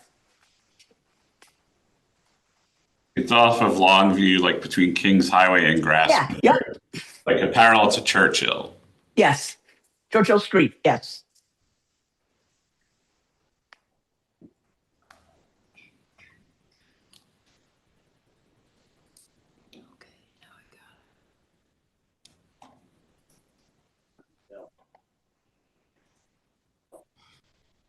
Sorry, I just need to look one other thing up here. Yeah, so the two sales, like the Melville and the Brookfield, were from one was the Melville was 629.23, and the other one was 11.23. So, And the Marina Place was December of 23. yeah, yeah. So, seem a bit dated. All right. Just based on their, what seemed like not really great comps and the outdated, sales. I mean, we can certainly time adjust them and determine. They're not really good. Were any of these good comps though? Even Well, I mean, Paula didn't feel like they were, right? Is that correct, Paula? I don't want to speak for you. Yep. I mean, based on location, they're not Yeah. even close. And I'm sure there were other sales. There had to be other sales in town that were closer. we've done appeals for like other houses in that neighborhood, and there were sales. I mean, there were, actually, I'll tell you what they are, because my next appeal actually uses the same exact ones. And so they talked about, I mean, on Brookfield, well, I'm just saying on Brookfield, there was a sale for 555,000, another one for 580, and another one for 633. Rena Place also had a bunch of sales. Marlboro had, oh, they don't use Marlboro. Did they? Yeah, they did use, no, they didn't. No, sorry, must have. I may have looked up the wrong one there. But Rena Place is like it's a cute little street. It's a little close to Bridgeport, but it's not like in this industrial area like this. It's not? Rena Place?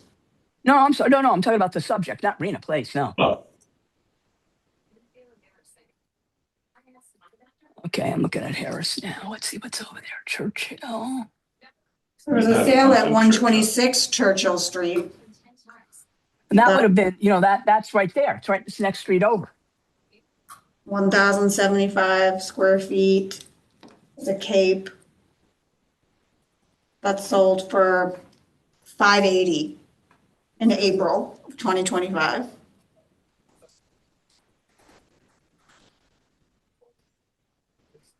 yeah, there's a few on Churchill Street. Oh, wait, this is a single family. Yeah. There were two on Churchill. Oh, I guess one of them's somewhat bigger. This one that's really similar to theirs, yeah, from April 25 was 580. Yeah, this seems like a reach to me. So I'm just going to make a motion to grant, but I'm not going to go for it. So if someone has something else though, please. I don't have anything. Okay, all right, so I make a motion to grant the appellant's value from $562,100 to the ask of $425,425. All those in favor? All those opposed? Aye.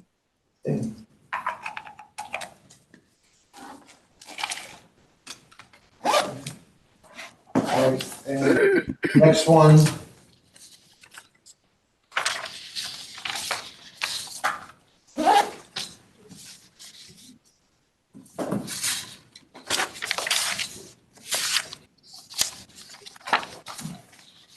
Is appeal number 203.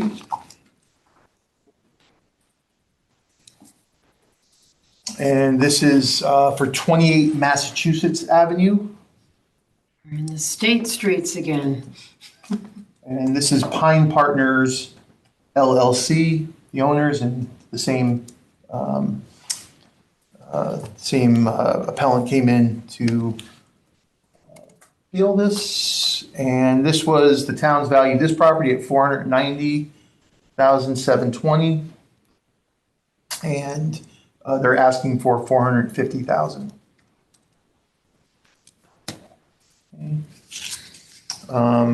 The subject property is .11 acres, 1,075 living area, and this was a 4-bedroom, 1-bath.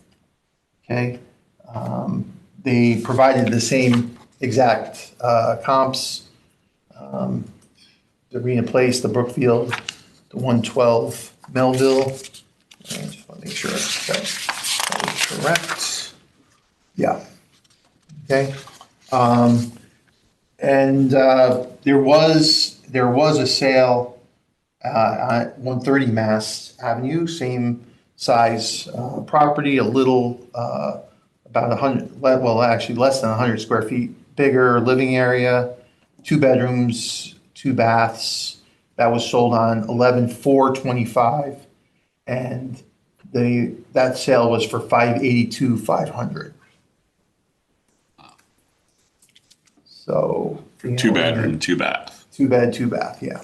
And so, the town, was obviously valuing, so it was a little bit bigger, but same exact, lot size. So unless anybody has something to add, I'm going to make a motion to grant the appellant's value from $490,720 and so granted to $450,000. All those in favor? All those opposed? Aye. All right, thank you. All right. So. All right. It's 12:46. I don't know if someone wants to do one or two. I'm gonna try to bang a couple out if you guys don't mind waiting until 1 o'clock, so. Appeal number 111. Property address is 193 Shore Village Drive. Another one. Yeah, another one. Property owner is Joyce Gentilazzi, I believe. Town is asking for $986,326, and the market value, and the appellant asking for $900,000. So,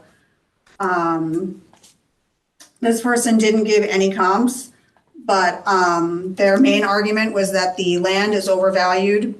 Their backyard was entirely hill and rock. They have photos. I have the physical photos here in an envelope, but I do believe they're in the scanned document as well of the yard. She says she is the only house in that whole circle that has a yard that is completely rock ledge. Oops, sorry. So if you do nothing else, because she didn't really give comps, so I had comps from other ones I had done on Shore and Village Drive, so I just kind of piggyback off that. But even if you just give what she gave us and not those comps, if you do make an adjustment just on the land value for some sort of rock easement, if you will, the current land value is at $865,626. If I reduce that to 90% for having a backyard that's complete rock ledge, that gets you to 779 and change, and you add the dwelling back in, that gets me to 899,763, which is basically 900, which is what she's asking for. So I do not think it is unreasonable. What's the current land value again? $865,626.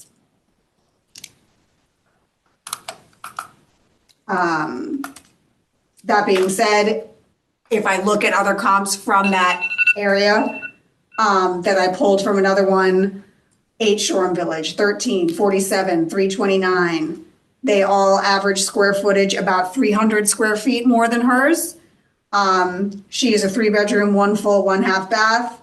These were all, one was a 2-bedroom, one was a 4-bedroom, but there were 2 3-bedrooms. They were all around the same size. Her lot is smaller, her square footage is smaller, and their current appraisals, because they weren't sales, current appraisals were at $937,000. So again, considering that hers was smaller than the average of the others that I pulled near her, I was comfortable with the 900.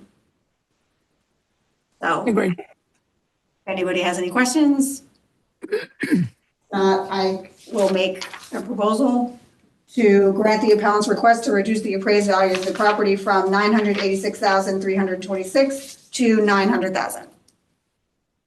All in favor? Aye. Okay. Done.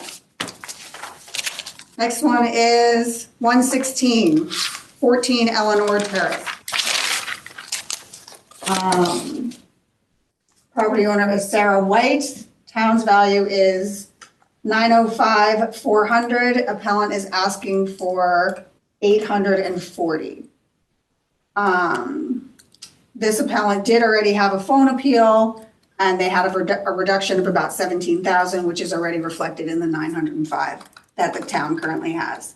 They have a bank appraisal from November of 2025 that shows a value of 869, and then a home inspection afterwards yielded a $10,000 credit for issues with basement repair, and she does have an invoice attached for the $10,000 basement repairs. So she is asking for the value of the appraisal, which was 869, less the $10,000 that she's gonna need to put in to do the basement repair. Again, how much was the repair? 10,000. Okay. So appraisal was at 869, she's asking for 10K off that. So she is asking for 840, which is still less than that, but I could justify the 859 based on that. But if anybody is happy to, she didn't really give me much else to work with as far as, She paid $850 for it, right? right, with the $10,000 credit she got. She bought it. 69.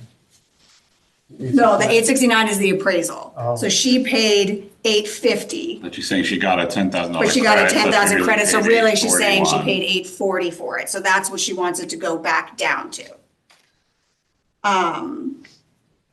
Okay. And when did she purchase it?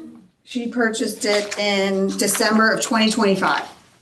Even if you took the 850 and you go back 2 months, you get to 841.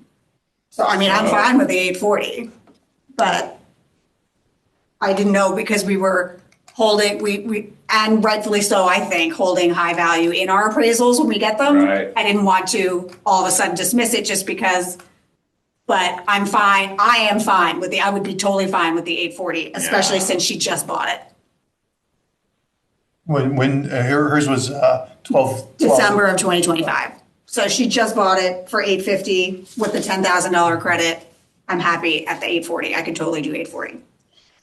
So unless anybody else has questions or discussion, I'm happy to propose it at the ask.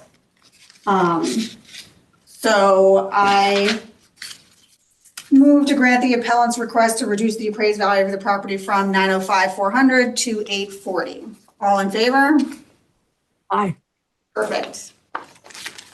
Okay. Can Next you do this one. one in 7 minutes? Because otherwise, because I really do have a hard. Let me just take a look and see what my notes are. No, it might take some more discussion, so, oh yeah, no, and I want this one to have more attention, so yeah, All no. right, sorry about that. Nope, that's totally fine. Okay, I make a motion to adjourn. All in favor? Aye. Aye. Yep. All right, it's 12:53.